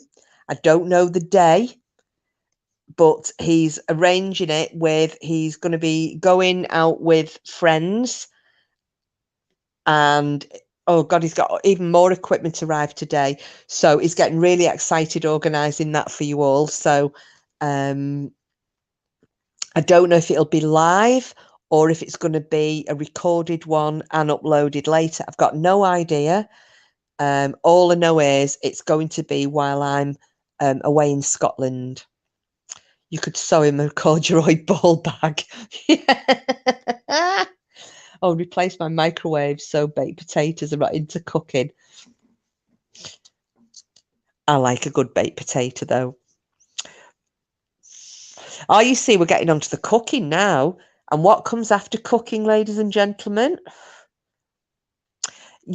He's got, let me have a think. What did he get? He bought a spirit box. He's got a laser grid pen thing. Yeah, cocks and shite. Yeah, every time we talk about food, it just goes, Sid said there, whenever we talk food on this channel, for some reason, the next topic we get into is smut. Every time.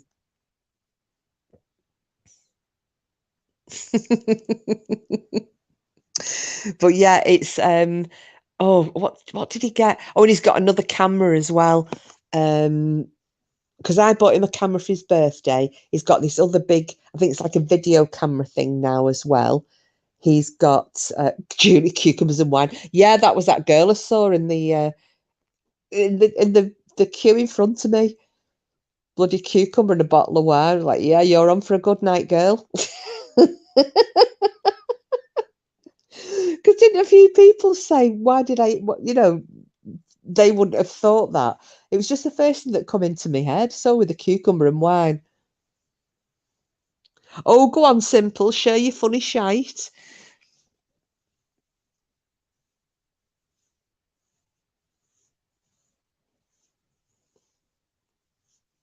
I don't find shite funny after me having the Campiler back to the other week. Wasn't good. Oh, please tell us. See, everybody wants to hear about your shite.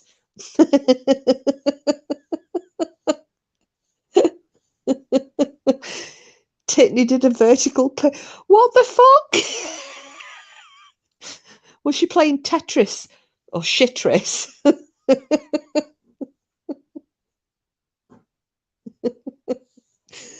My old dog, he couldn't just poo on the floor. He had to poo on something, but he would also cock his leg.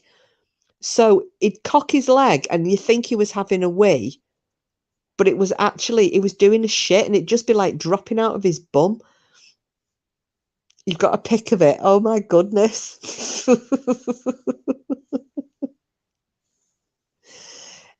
Is it like a stalagmite? It's Titney's the puddy tat, Denny. Non-leaning tower of poo. Oh, that's brilliant. Absolutely brilliant. Can anybody remember, was it when at Christmas, a shitolith? I've had to put it, that one's had to go up. Sorry, I'll put Lady Witch's link back up again.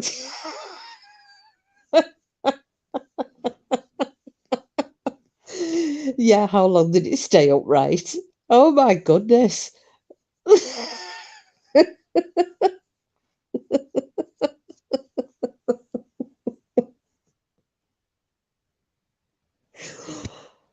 Oh, good grief. A poo hole of fame. Well, I don't know about doing a poo hole of fame. I could do a bloody Japanese writing hall of fame. Somebody doesn't know how to use a bog brush, and it's not me. Let's just say that's all I'm going to say. But there's somebody in this house who's fluent in Japanese writing. Brown Japanese writing. But anyway, enough said.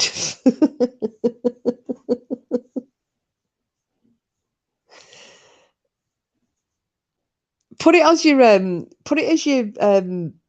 your avatar. Simples. Change your photo and I'll stick you up on the main screen.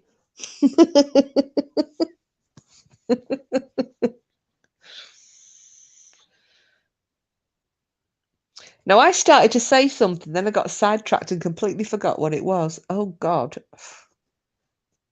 Yeah, there you go. Fern agrees. Well, I don't know. We can have a go, Simples. We can have a go. Give it a shot.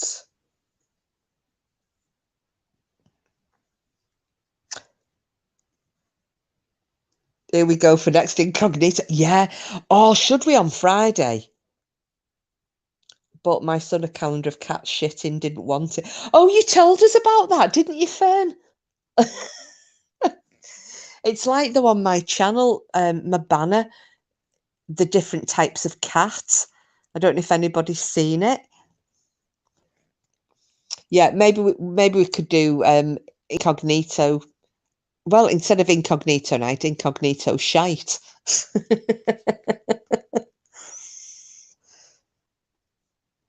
Yeah, I bought that. That was a mug I bought from a friend because she's a massive cat lover, and her cat actually was a see you next Tuesday. And when I saw that mug, and it was like types of cat, and it was every one of them was a see you next Tuesday. I'm like, oh, I've got to get that. Got to.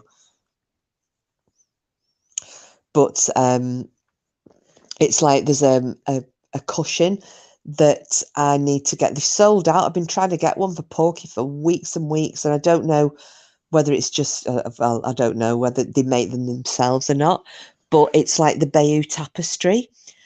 And it's so it's that kind of stitch writing. It's a, and you can get a cushion. You can get it in a mug as well, but he wants the cushion. Oh, hang on.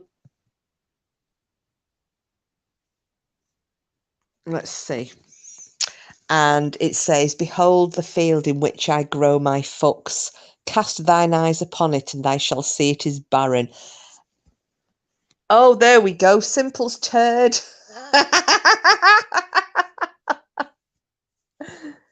You don't want to see my pussycat's poo, Christ. Oh.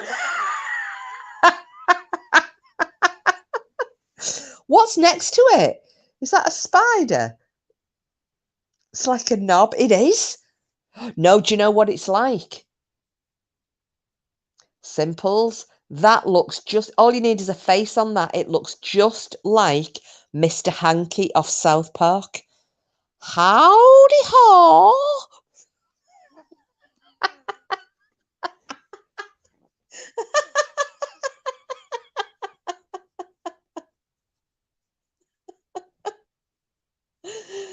Oh my God. Well, I'm not surprised she was very proud. Oh, it's another dollop of poo. Oh, did she not manage to stack that bit though? What the fuck? How did she do it then? So as she was cacking, was she like, was her arse elevating higher and higher and higher till it just drops out? But yeah, that takes some doing. That's an achievement, that. And I do understand why you've called it a shitterly.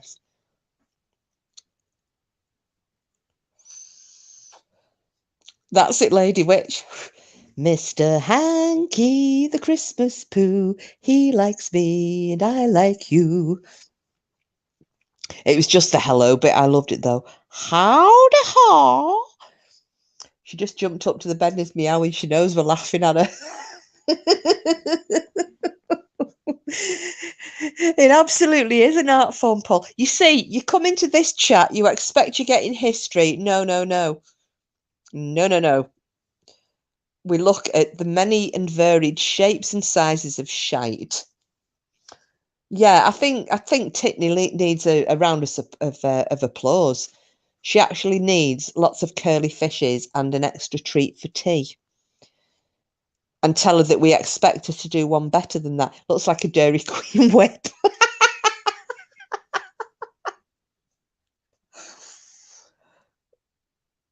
Do you know what, though? I'm not sure what I find funnier. The fact that she's done the upright turd, or the fact that Simples had to go and take a picture of it. Because the only time, cat poo saga of the day.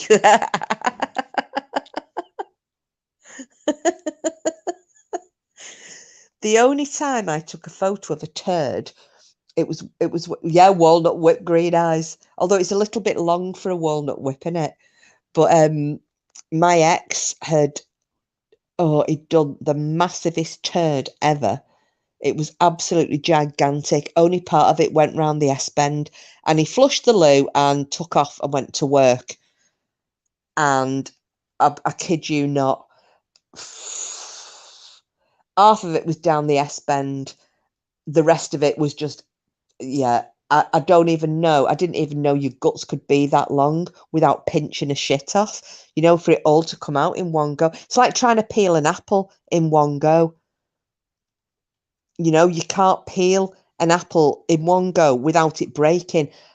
But this turd was like an apple peel that didn't break. And I took a photo of it and I sent it to him. I was like, "You dirty bastard. You need to come home and get rid of it." Nearly died. You can't stop looking. I know, I keep doing that. He kept asking her how the fuck she did it.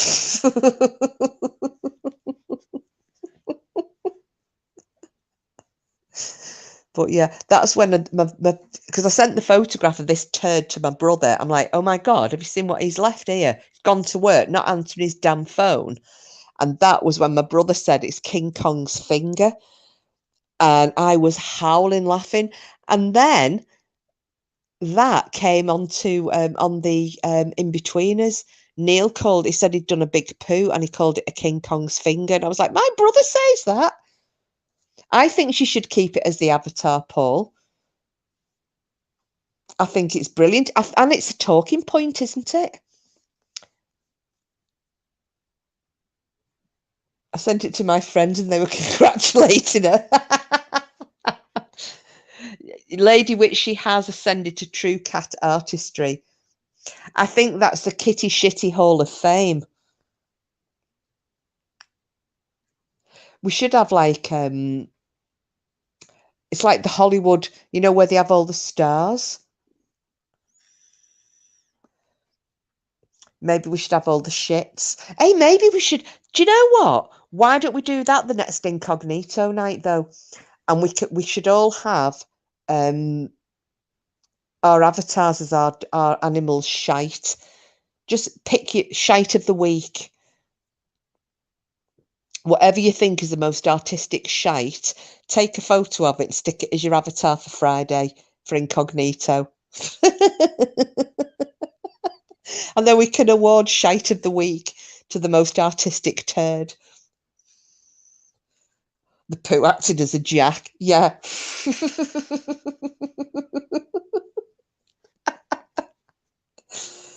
You see, I'd struggle with our Cooper because he leaves a trail. It's like Hansel and Gretel leaving a trail of damn breadcrumbs. He can't just sit and crap. He walks, he kind of scuttles along, dropping them out and leaves a bloody trail. You want to see me trying to pick up after him? You thought at the time Kiss is going to pee laughing at it.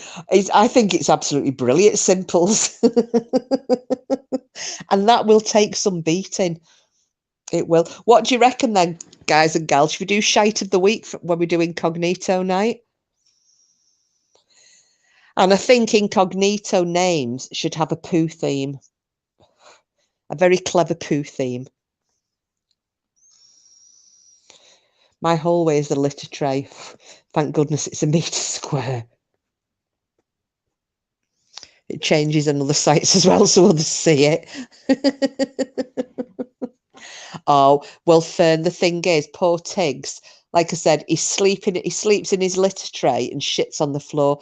And at the minute now, he's sleeping on the back of the sofa, but he just hangs his arse off and then shites on the seat. I mean, luckily the sofa's going, it's going to go to the tip, but yeah, he's gone past the stage of, I mean, he can't come in the house because of Cooper, but he couldn't anyway now. He's just incontinent, so it'd be everywhere.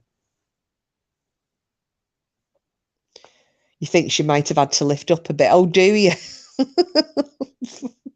Well, yeah, because I mean, did I ever tell you guys about the one that Cooper did when the fireworks went off? Oh, it just reminded me. So he's not frightened of fireworks. If they go off when we're in the house, he just barks at them. If I take him outside, he's not bothered. And so this is in the village I've just moved from. So he was probably about a year old. Now, there was a big, what used to be a hall. It was a great big mansion, and it had been bought by this Indian fella, and he'd moved in there with his son, and there were quite a few of them actually in there. No women, funnily enough, though. I think it was, I was wondering if it was like a man pad, you know. So they moved in there, and it was just at Diwali, the Indian Festival of Light. So obviously it's a big thing with the Hindu community, and they set off fireworks and whatnot. So he is setting off fireworks, and this started at about 3 o'clock in the afternoon, and it's light, you know.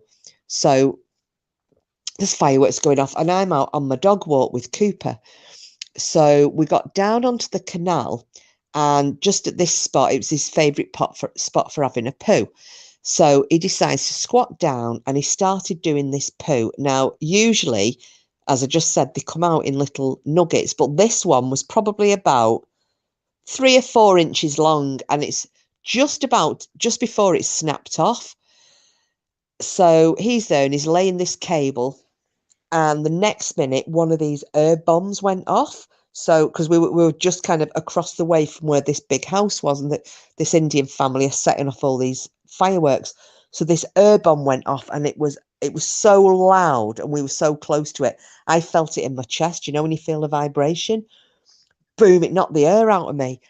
It frightened Cooper that bad. He kind of did that, and the shit shot back up his arse. He even yelped, so it must have hurt him. And you know what? It didn't come out for 24 hours.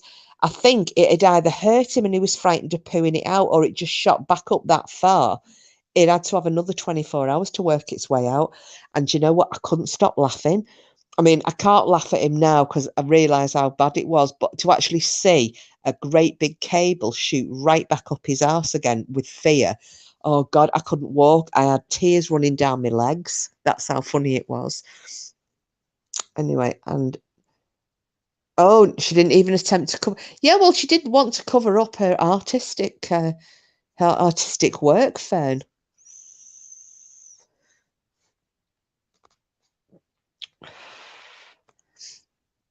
So yeah, right. That's Friday's theme then, guys and gals. Shite of the week. Well, and if you don't have a pet, feel free to post one of your own.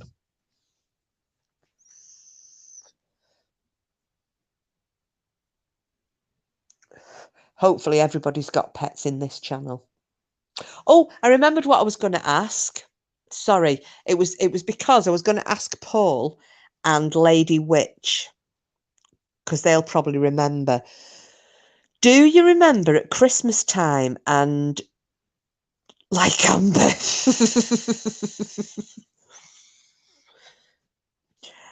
Joe Mardre was making loads of like Mexican food with a family. Can anybody remember what it was she was making? I can't remember what the name of it was, and they sounded really, really nice. And she said they did it as a family. Everybody was in and they were making these wonderful things. And I just wondered if any of you guys can remember what they were. I know you've all slept. Tamales, thank you, Paul. Tamales. Is that a Christmas thing, is it?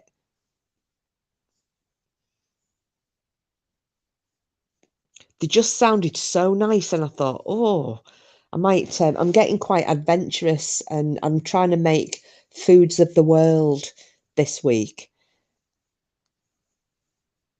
All right, okie doke. Oh no, thank you. I'm glad you remembered that, because I remember when she was telling me about it, and I thought, oh, they sound like really good to make, and I've never eaten one.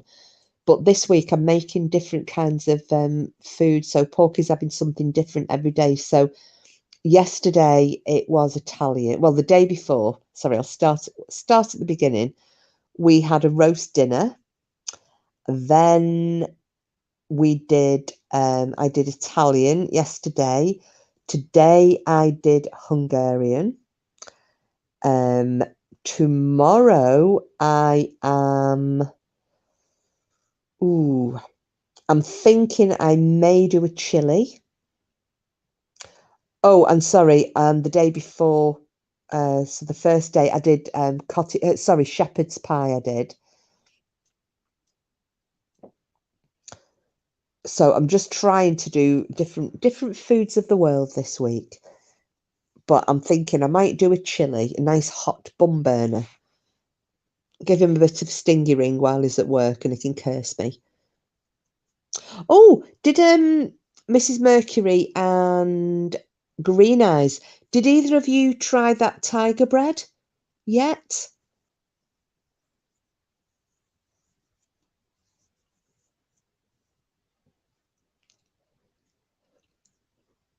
Oh, your sister does the cooking, does she, Paul?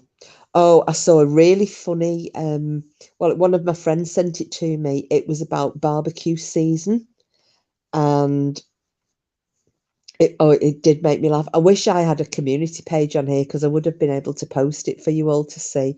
It really did make me laugh. And it was basically saying that, when you've got a barbecue, so the woman, I can't remember it word for word, but it's along the lines of, the woman preps the vegetables, gets the meat ready, gets the plates and the cutlery and everything,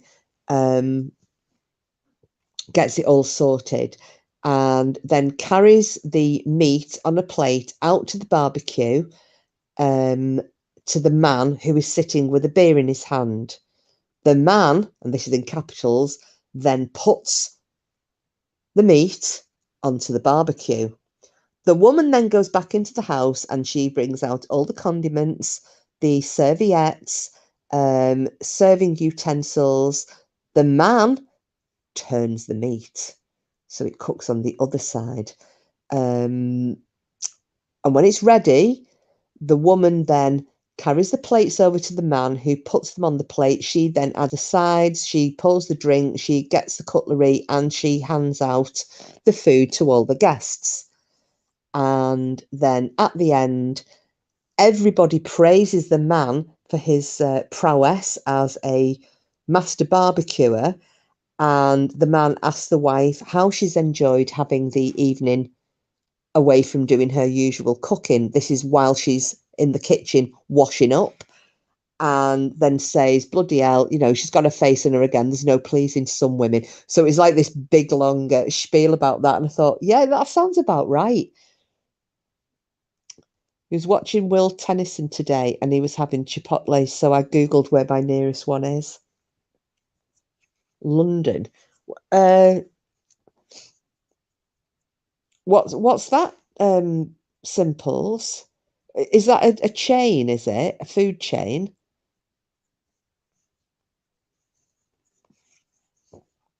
I love Ben Brazil. Do you have one of those up in the northeast? It's the you know, the Brazilian, they do all the radicchio, you know, the like, well, basically it's eat as much as you want, isn't it? Oh God, and they're all cooked meats, and oh, I am sorry. Well, apologies to any veggies, but I'm a carnivore. Can't help it. Love it. But yeah. Oh, have you ever been Simples? I love it in there. Absolutely love Ben Brazil.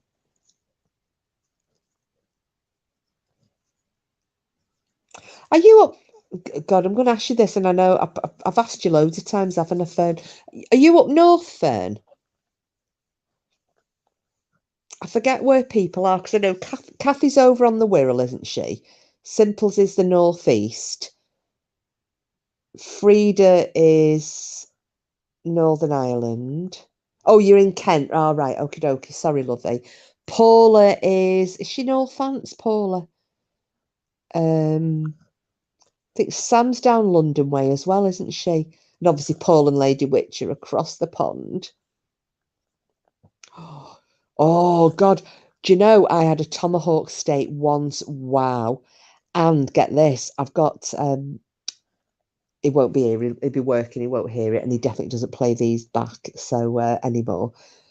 I have got for Porky, because it's Father's Day week on Sunday, isn't it? It's the 19th.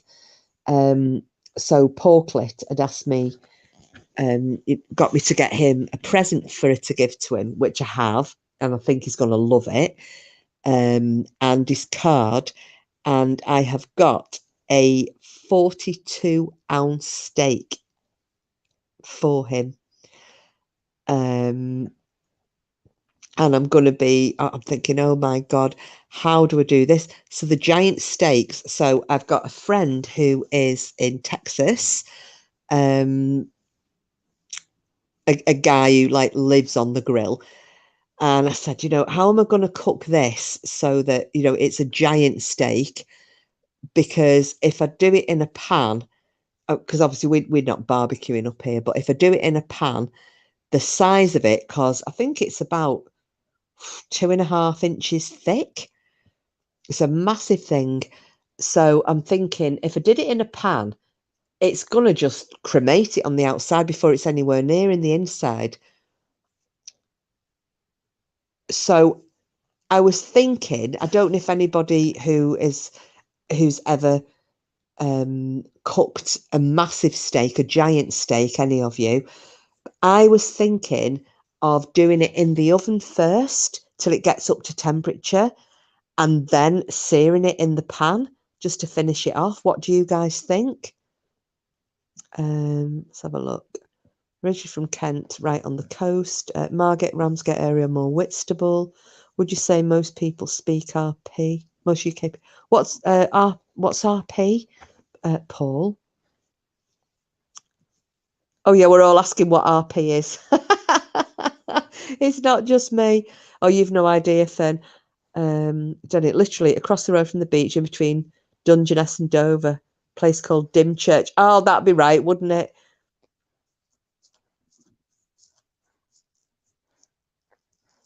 Really posh.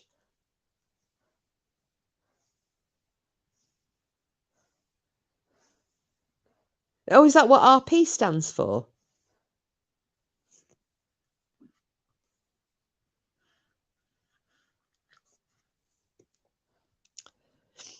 I don't know anybody who's probably the poshest. Do you know what? I think that probably the poshest person so far on here have been, but the thing is, I always equate posh with southern.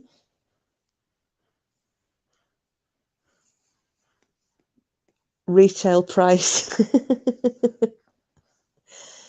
So I think, because I think Denny speaks quite posh, and Paula Parkinson, she speaks quite posh.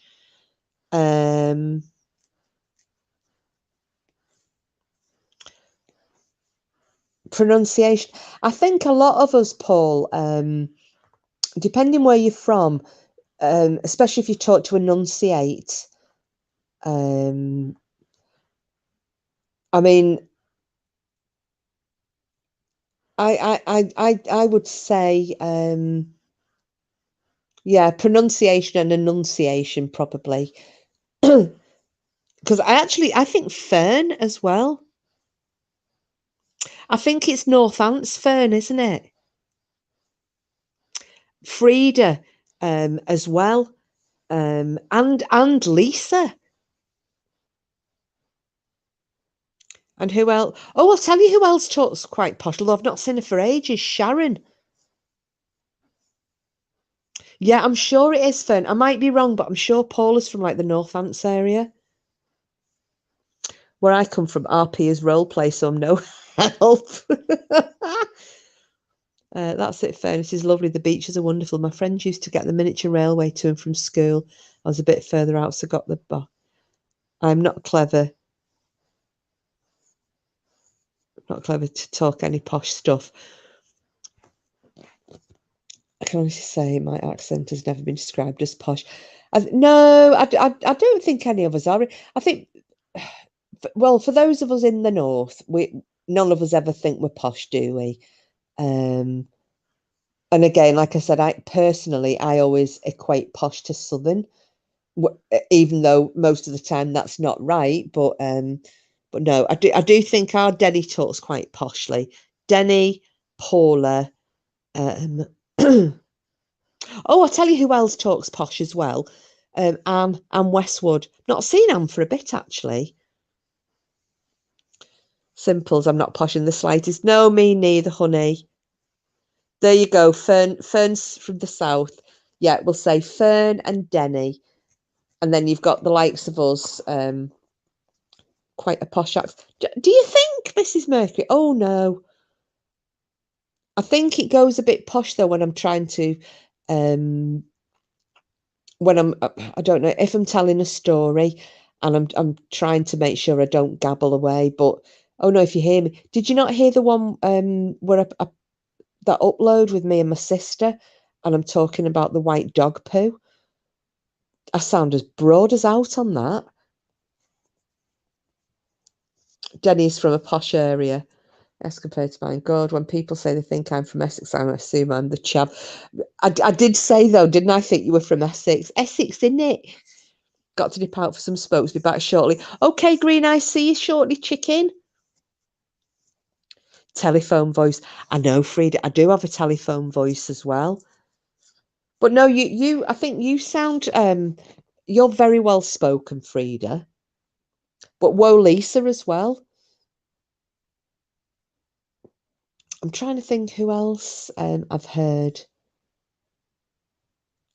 Helen. Helen's got a nice speaking voice as well, hasn't she?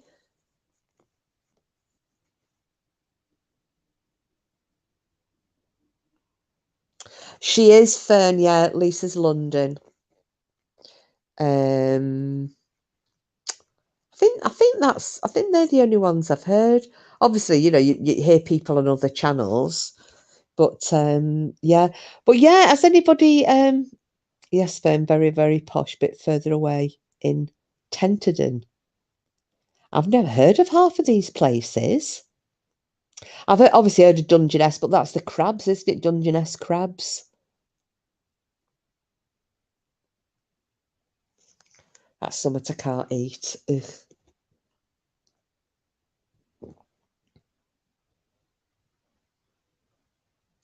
Well, I can't say I live in a posh area anymore, can I? I moved from the what was classed as the most affluent area of Lancashire to Blackpool, which is, I think Blackpool is, I mean, this is a nice area we're living in, but I think Blackpool and is it Barrow-in-Furness in Cumbria, and there's another one, like the most or up there on the list of the most deprived areas in the UK.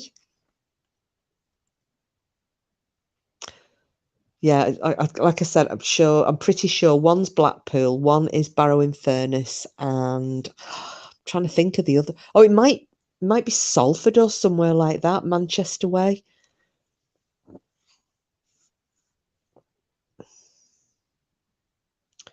Lovely bunting up nearly all year round. Oh, where's that in Kent? I've got some buntings with little fairy lights attached in them waiting to go out in this garden. Oh God, you want to see the state of it? Got artificial grass down in the back and there's weeds growing through it. And there's a massive hydrangea bush and we've got a palm tree. Yeah, it might be Salford, Mrs. Mercury. I'm not sure. Accent does Vinicum have? I think it is Southern Wanker with a touch of alcoholism thrown in, Paul. It's it's like a Devon accent, isn't it, that he's got?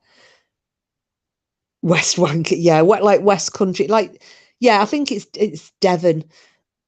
Excuse me. I think. Julie, where you were from is deprived. Oh yeah. Oh, is that on the list as well now? Frida Baxter, have a London accent, been back here in Belfast 35 years, accent still the same. My nephew was in New York for 6 months. He came back with a New York accent. Kent has some amazing places. I miss all my little places that I knew so well. Somerset is obviously much more in the sticks. Somerset's beautiful. Mrs. Mercury, yeah, a dribbling drunken tosser, Paul. Western super chat there.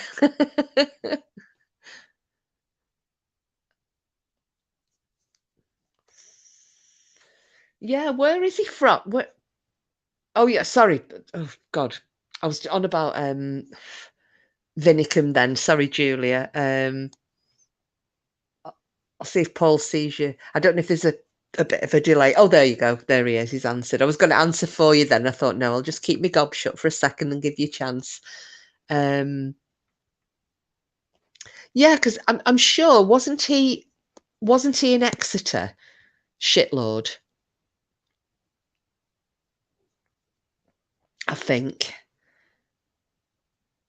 We did walk the tour last week and have a picnic. Somerset is pretty kick-ass. Oh, oh, was that Glastonbury, Denny? Oh, Weston-super-Mare. Oh, thank you, Fern. Is that where he's from then? Hi, Porky Porky. Are you on a break, chicken?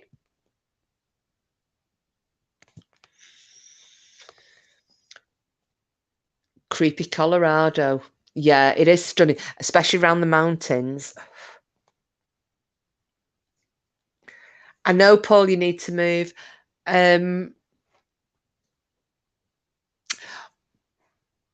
Porky, I was we were on about you a little earlier, and I was saying that you've had more equipment coming, and you've got sat under a 20-ton silo waiting for the wheat. Oh, okay.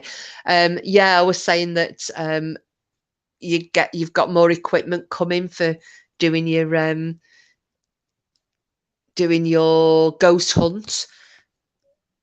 So yeah, and that I don't know when and I don't know where, but you're getting it all sorted. And yes, something is going to be coming on your channel very, very soon. So they're all really looking forward to that.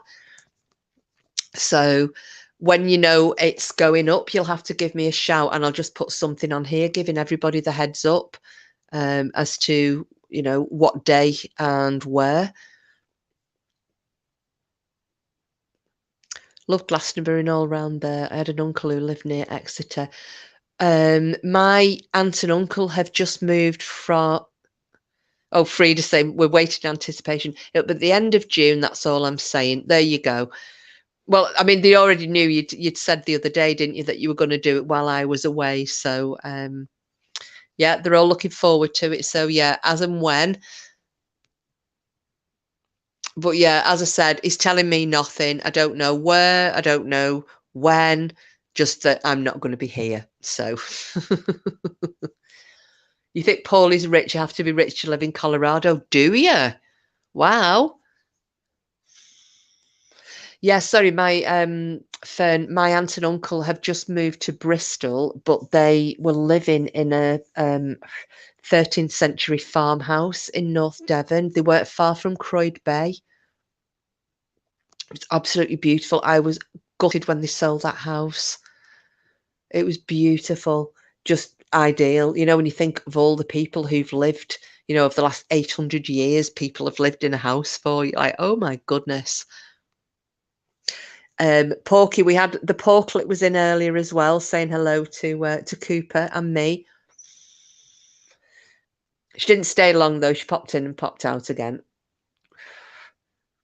So yeah, so I hope you'll all be able to watch Porky's ghost hunt when he does it. I'll probably only be able to see it when I come back, because where we're staying, there isn't any phone signal and you can't get internet. You have to kind of walk out of the cottage and go and find somewhere up the top end of the village. She's excited about a week on Thursday. Oh, yeah. Guess where Pork Chop is taking the baby Porklet? A week tomorrow. She's being taken by her daddy to it's Manchester, isn't it? And they are going watching the one, the only Harry Styles. And she's wriggling like a wriggly thing that's wriggling because they're excited. So, yeah, I think there's going to be a bit of hyper child next Thursday. And I think when they get back, because obviously I'll be working on the Friday, I think it's going to be chatting till all hours of the morning, telling me about the fantastic, amazing concert that they've just been to.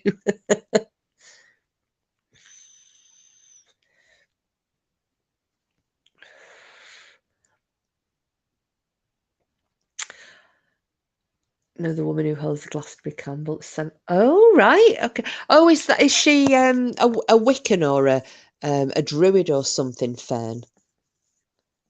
The concert, how exciting. Dad best have his dancing shoes on. Oh, he won't be doing no dancing, Denny. I can assure you of that. Even if he were in a mosh pit, he wouldn't be shuffling his shoes. No, Frida, we didn't. I didn't have my day out in traditional Blackpool. Don't forget, it was when I came down with I had the galloping shites. I was really ill for the best part of a week with that food poisoning. Oh, God. So, no, I haven't had my traditional, my day out in traditional Blackpool, just to show me how much I'm going to hate the tourists. We'll get round to it at some point. I've got no doubt whatsoever. Oh, she's the high priestess. Oh, okay. Wow. There's I don't know if anybody had heard about the Odinist temple down. I think there's one in Nottingham. I really want to go. Kiss Me Quicker is essential. Oh no. No, no, no, no, no, no, no. She's going on Saturday night, but don't. Oh, is that where we're going? I've been invited to a naked party with the goddess practices, now lesbian-like but all femininity. I declined to the touching tiddies in the embrace. Hey, Porky, look at, can you see what's up on screen? I don't know if you can see on your phone. It's Simple's meerkat. Her cat Titney did an upright shite, and she's it's a shitolith. So Friday we're gonna have for incognito night for everybody's pictures. We need to take photos of your pets. We're gonna have shit of the week. Yes, Porky will hold you to that. We'll see what happens. Who can't see that magnificent structure? The Egyptians want tips. Then you'd make us all gag. Only you can make any conversation. No, no, no, no, no. I didn't bring shit up. Come on, all stand up for me here.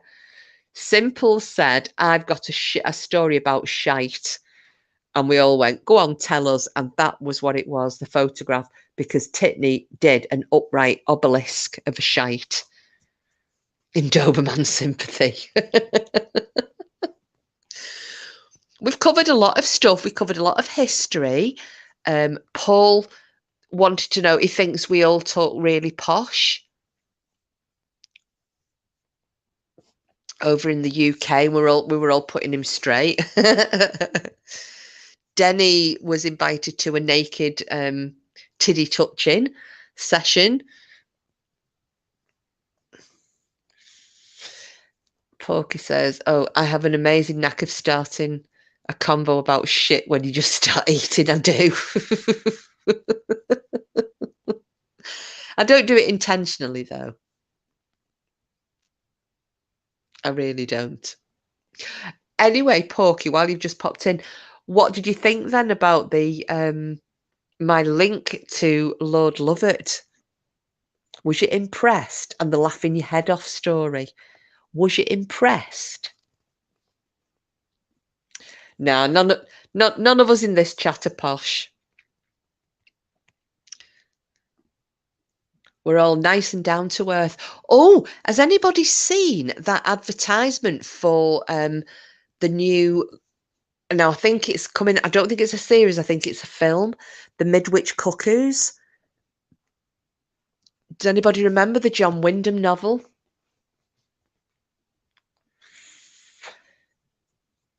Photoshop. This is lovely, Kiss.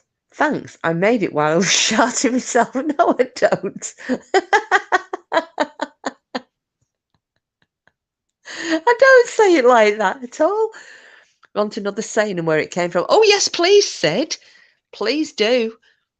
It wasn't specifically that, but it would have happened in friendly embrace. No, monsieur, no.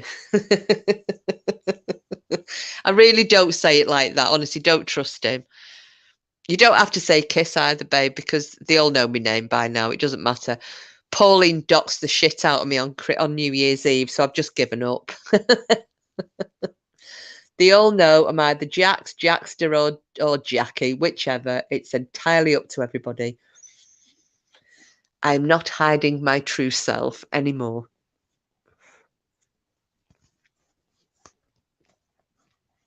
Who is it calls me? Oh, it's you, isn't it, Porky, when you're on your stream calling me Jackster?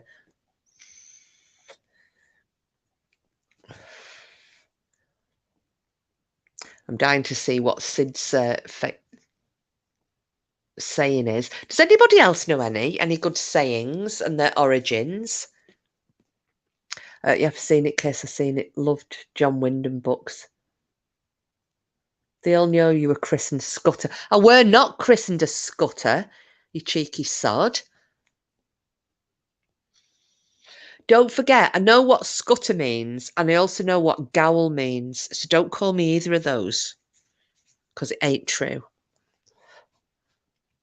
Yeah, well, we went, Frida, and anybody else who didn't know, Porky took us to the pictures on Saturday night, and we went watching Maverick, and it was really good. That's where we saw the advertisement for the Midwich Cuckoos. Yeah, there was. Now, which ones did he? I'm trying to think, Frida, because he did the Midwich Cuckoos, didn't he? He did Day of the Triffids. Didn't he do the Kraken Wakes? That was one of his as well, wasn't it? I was found in a turnip field. The rest of my family were eaten. Oh, Denny.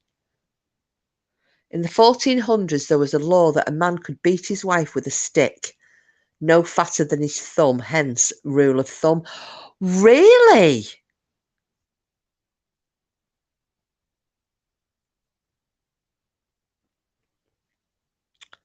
That's a good one.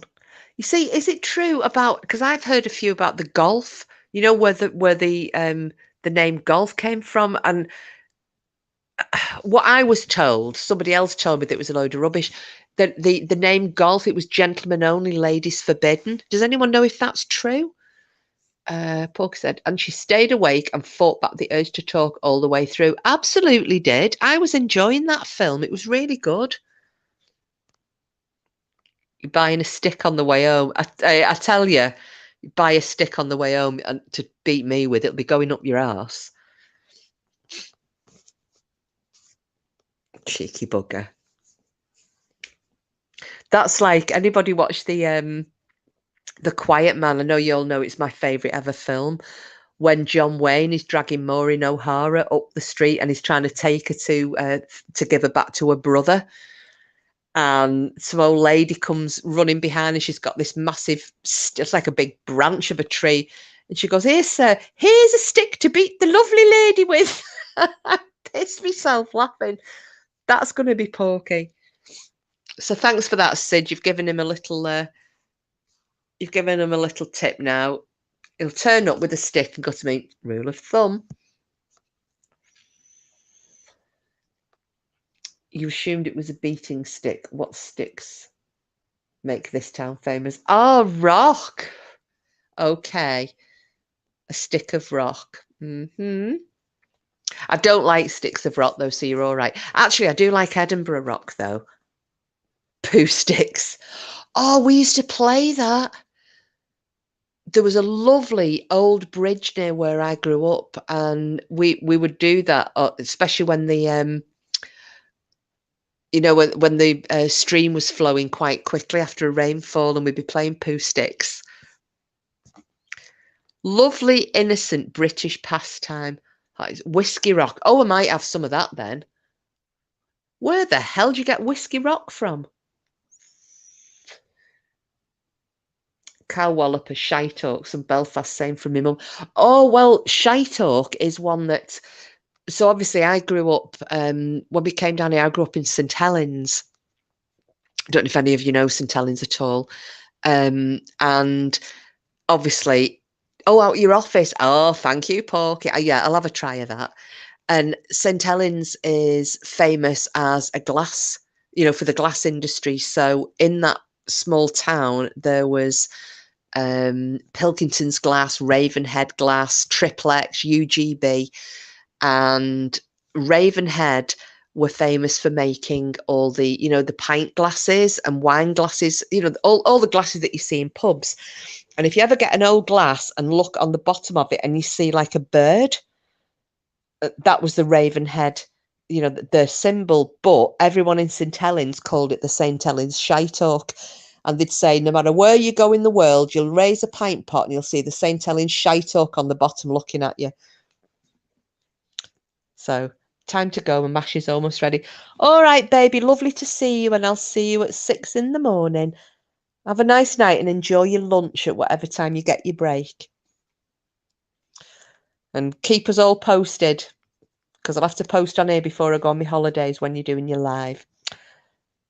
And honestly, none of you think I'm fibbing here, because I genuinely don't know. He's not telling me. Bye, Felicia's. Bye, honey. Everybody saying bye-bye, Porky.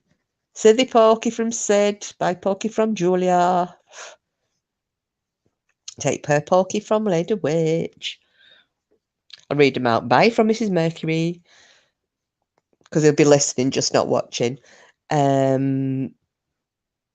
do you think it was a Welsh thing then? Fare thee well, Mr. Porky from Denny. So yeah, that's a little tip. Look on the bottom of your pint pots. My gran used to say, "That's that job lobbed," said the old woman who jabbed her old man's eye out. I've never heard that.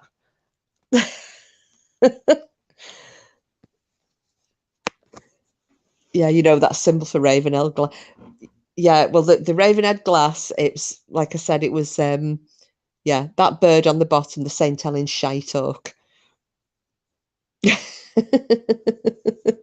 It's funny, some words, isn't it? Sorry, Lady Witch and Paul. Oh, Porky, if you're still listening, Frida said Tatar as well. Yeah, we just got some funny old words, shite oak.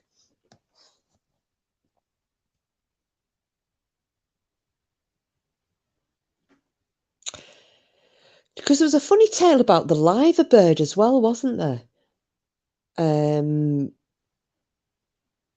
Because didn't it start off? Oh, someone will have to correct me on this if I'm getting it slightly wrong, but I seem to remember that the liver bird, it started off. That was kind of a mutation of its original name, because it was called the lava bird. And I'm sure that because it has something in its mouth, doesn't it? And wasn't that something like a bit of seaweed or a plant or something? And that was something to do with this lava name, lava bird. Just a little snippet of nothing for you. What time are we on now? Oh, 11:15. So I'm probably going to start winding this one down a little, only because I have a meeting tomorrow. Oh God, I've been trying to do. We've got this training we're doing at the moment, talking about the climate emergency and carbon literacy. I was doing it last night partly and finishing it off today. Probably someone's gyro.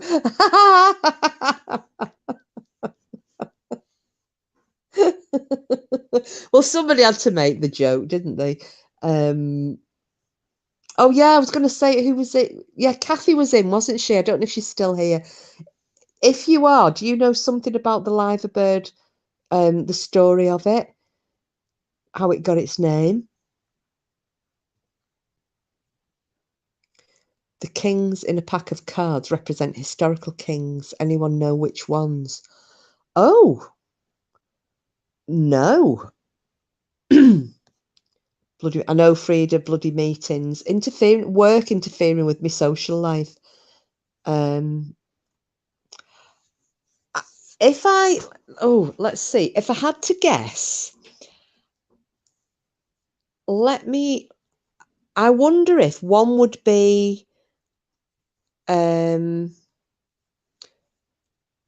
Louis XIV, I didn't think of him. I was going to say Henry V.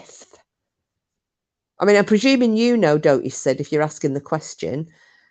I was going to say I would expect one to be Henry V, because the whole Agincourt thing. Yeah, Denny, you're probably right, Louis XIV. Would one be maybe Alfred the Great? Oh, Fern thinks Caesar.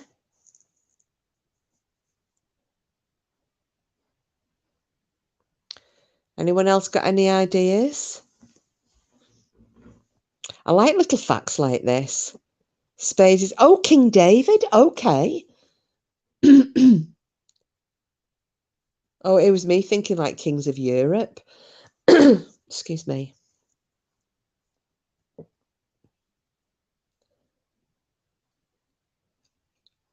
This is us being educated.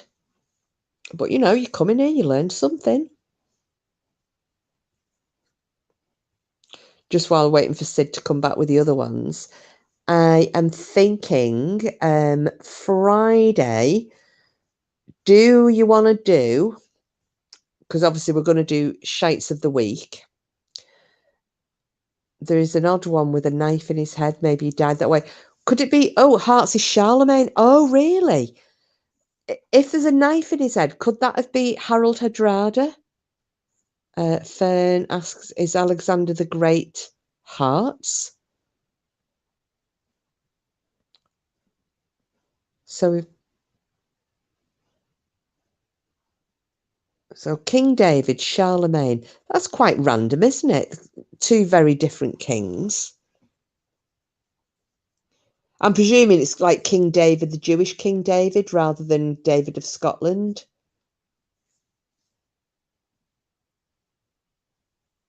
Not Harold Hardrada, Julie. I meant Harold Godwinson. Oh, dear.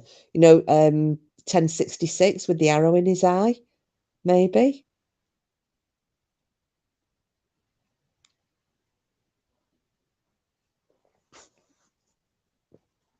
Gosh, I'm all on tenterhooks here, waiting to find out the rest of them. Clubs is Alexander the Great. Oh, there you go, Fern.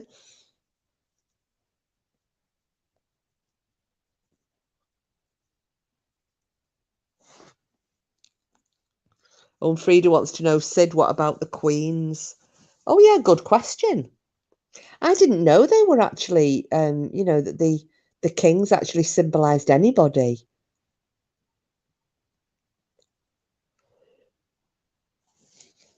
I'm presuming this is the same on all decks. So King David, Charlemagne, Alexander the Great, and Caesar. Wow. That's quite random, isn't it? Now, do you know who decided that? Be quite interesting. Yeah, so if we're on Friday, if we do Shits of the Week, incognito with a poo theme, if you like, and topic for discussion, we can either do, I'm part way through I was doing me spiel on the Vikings in the Northeast at some point. I don't know about Queens or Jacks. No worries.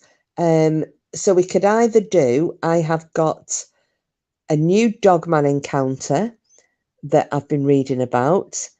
I have got we've got the Vikings in the Northeast. I've also got a couple of weird stories, true, but strange. You know, like Julia was telling us the other night about the Siberian ice maiden.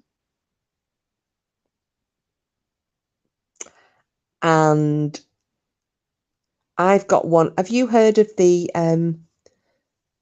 corpse queen? Because that's a really interesting, and these are all true. This dates back to the I think it was the 1200s or the 1300s. Mrs. Mercury, Liberace, Alan Carr, Elton John, and Julian Clare. There's been a lot of shits this week. There has, Frida, there has. Oh, thank you, Paul. Well, no, you know, I'll do anything. I just would like to do whatever you guys would like.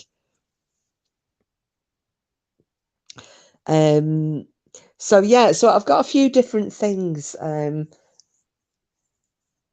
Or probably do what we're doing tonight and just end up talking about anything and everything. But the Dogman encounter one is quite interesting.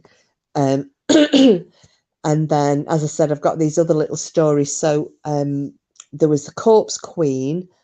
There's a kind of a murder story. It's really difficult me trying to tell you what it is. Or we could do some more alien stuff or paranormal, like ghost stories, anything and everything. If anyone's got any preference, stick it in the chat. And you know, I'm happy to go with it. The glitter deck. Oh yeah, Danny. What's going to bug you now, Fern? Let me have a look. Oh, what the queens are. Right, I'm with you. I'm with you, Paul. I like how mellow this channel. Oh, thank you, Paul. That's really kind of you. But it's only mellow because you guys are all mellow and chilled. Oh, thank you, Sid. Thank you. Yeah, Fern, Google is your friend. I know I live on Google sometimes, then get laughed at for using it. Yeah, have a little look on Google. So yeah, in the absence of anybody, oh, and Denny, thank you. In the absence of anybody making a decision, I will, and thank you, Frida, I will choose the topic, and I shall only let you all know at the last minute. So, you know, speak now or forever hold your codpiece. If you've a preference, shout on up. Vikings, dogmen, aliens, paranormal, weird and wonderful stories from around the world. Oh, Lady, oh, you lot are so nice. Exactly, Paul. It's a fun crew to chill with. Thank you so much. But again, it's all, you know, we're getting out what you were all putting in, because it wouldn't be a fun chat if you were all, you know, if you weren't all exactly how you are, which is lovely, wonderful peoples. Lady Witch, do you want to drop your link in again, sweetheart, and I'll stick it up. Obviously not literally. I'll stick it up on screen just before we go. We've got paranormal, ghosts, dogsmans, keepers in suspenders, stuff. Right, okie dokie. Do you know what? I'll make it a good one. I shall do a varied and yeah, I'll do a multi. Thank you, Lady Witch. I'll just put this up. I will do it a multi-topic live. Yeah, have you noticed that, Juliet? What does everybody else think? You know, from the other night when we were talking about all things paranormal, well, the alien stuff, and we had non-stop interference, didn't we? And like Julie's just said, no electrical changes tonight, nothing. It's bizarre, isn't it? And the funny thing was, after that live, I looked in the chat. Eternal Flame had and Janet. Oh yeah, where's Janet tonight? Oh bless her, she's missed this one. And Eternal Flame. Well, they both had commented that they were having that interference issue. So, you know, it wasn't just happening in the chat, because it was happening for me and not for you guys. But it's really weird, because when I replayed it, the same spots that I was losing it. So you would think that if it hadn't been across the board, that when I did a replay, I would hear what you were all hearing. And I didn't. It was exactly the same for me at this end, which is very strange. Because obviously when I'm doing a replay, I'm listening to the recording, aren't I? The rerun of the show, not from my perspective through StreamYard. Very, very odd. So, right, I've got it. We'll have a mixed bag on Friday then, for shit of the weekday. So, yeah, as I said before, if anybody can help Lady Witch at all, every bit of help is really, really appreciated. obviously you have to wait again till I get paid before I can help you again. So oh, Green Eyes is back. Hello, my sweetheart.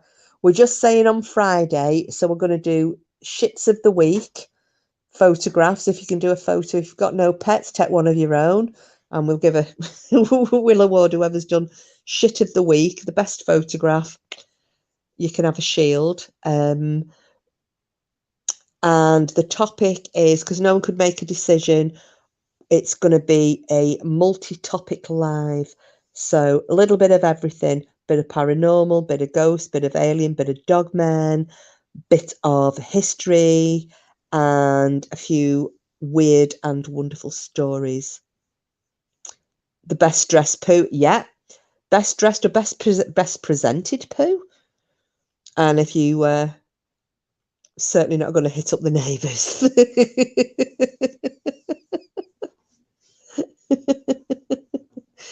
Maybe you know more than you should. You never know, Mrs. Mercury, do you? Absolutely not. So yeah, anybody who can help Lady Witch out with these puddy tats. But I definitely think you know, if you've got the time and you're handy enough, definitely start making some of those beds. That sounds like a winner chicken dinner. And then, as Porky let slip before, it looks like I am being taken out on the town on Saturday night. Woo. Me, who is not allowed to drink, and if he starts throwing alcohol down my throat, I'm going to be fit for nothing on Sunday. Be rough as a bear's arse. Right, guys and gals, so it is coming on to midnight here in the UK. And as I said, I'm up very early in the morning because I have got an all-day meeting on climate change, climate emergency, and climate literacy. Go figure. And I've got to do a presentation on how I'm going to change my carbon footprint. So my aim has got to be to become carbon zero. We'll see, whatever. Right. Oh, Julia. Okay, guys, going now. Catch you all later. Brilliant, Julia. Thank you. Hopefully, you know, if you're around, I can see you on Friday. Oh, night, Paul. Thank you so much, love. Fern sent you some PVA and Clingfill money, Lady Witch. Oh, that's brilliant. Thank you for that, Fern, for Lady Witch. Denny, looking forward. Thanks for a great laugh and chat sesh. Brill decompress from the day. Thanks, kiss and all. Night. Brilliant, Denny. Come up on panel if you want. Denny, Green Eyes, Lady Witch, Missy Mercury, anybody. Frida, Fern, anyone, Paul, Sid, anyone who wants to come up on panel on Friday, come up. Green Eyes, thank you, kiss and all, for a lovely live. Oh, thanks for being here, love. I'm so glad you made it. Bye, Mrs. Mercury. Frida Baxter. Well, you've cut nice meals for Porky, so you deserve a nice meal out. but I don't think he's taking for a meal out, Mrs. Frida. I think it's going to be taking me to the pubs and watching all the pissheads who come in for the weekend. We'll see. Night, Fern. Night, and Simple's best cat ever. Lady Witch, be sure to share some tips. Thank you, much love, everyone. Night. Sid, thanks, kiss and chat for a couple of hours of fun. Night, Sid. Give our love to Nancy. Hopefully, we'll see you on Friday if you can make it for shit of the week. Simples. Night, everyone. Night, titters. Cooper says night to everybody. Thanks for lowering the tone, Simples, and giving us a fantastic laugh. And please leave that turd up as your icon because I think it's hilarious. Okay, guys and gals. I shall see you all hopefully Friday. Take care. Love you all. Cooper says nighty-night. And as always, see you all on the bright side.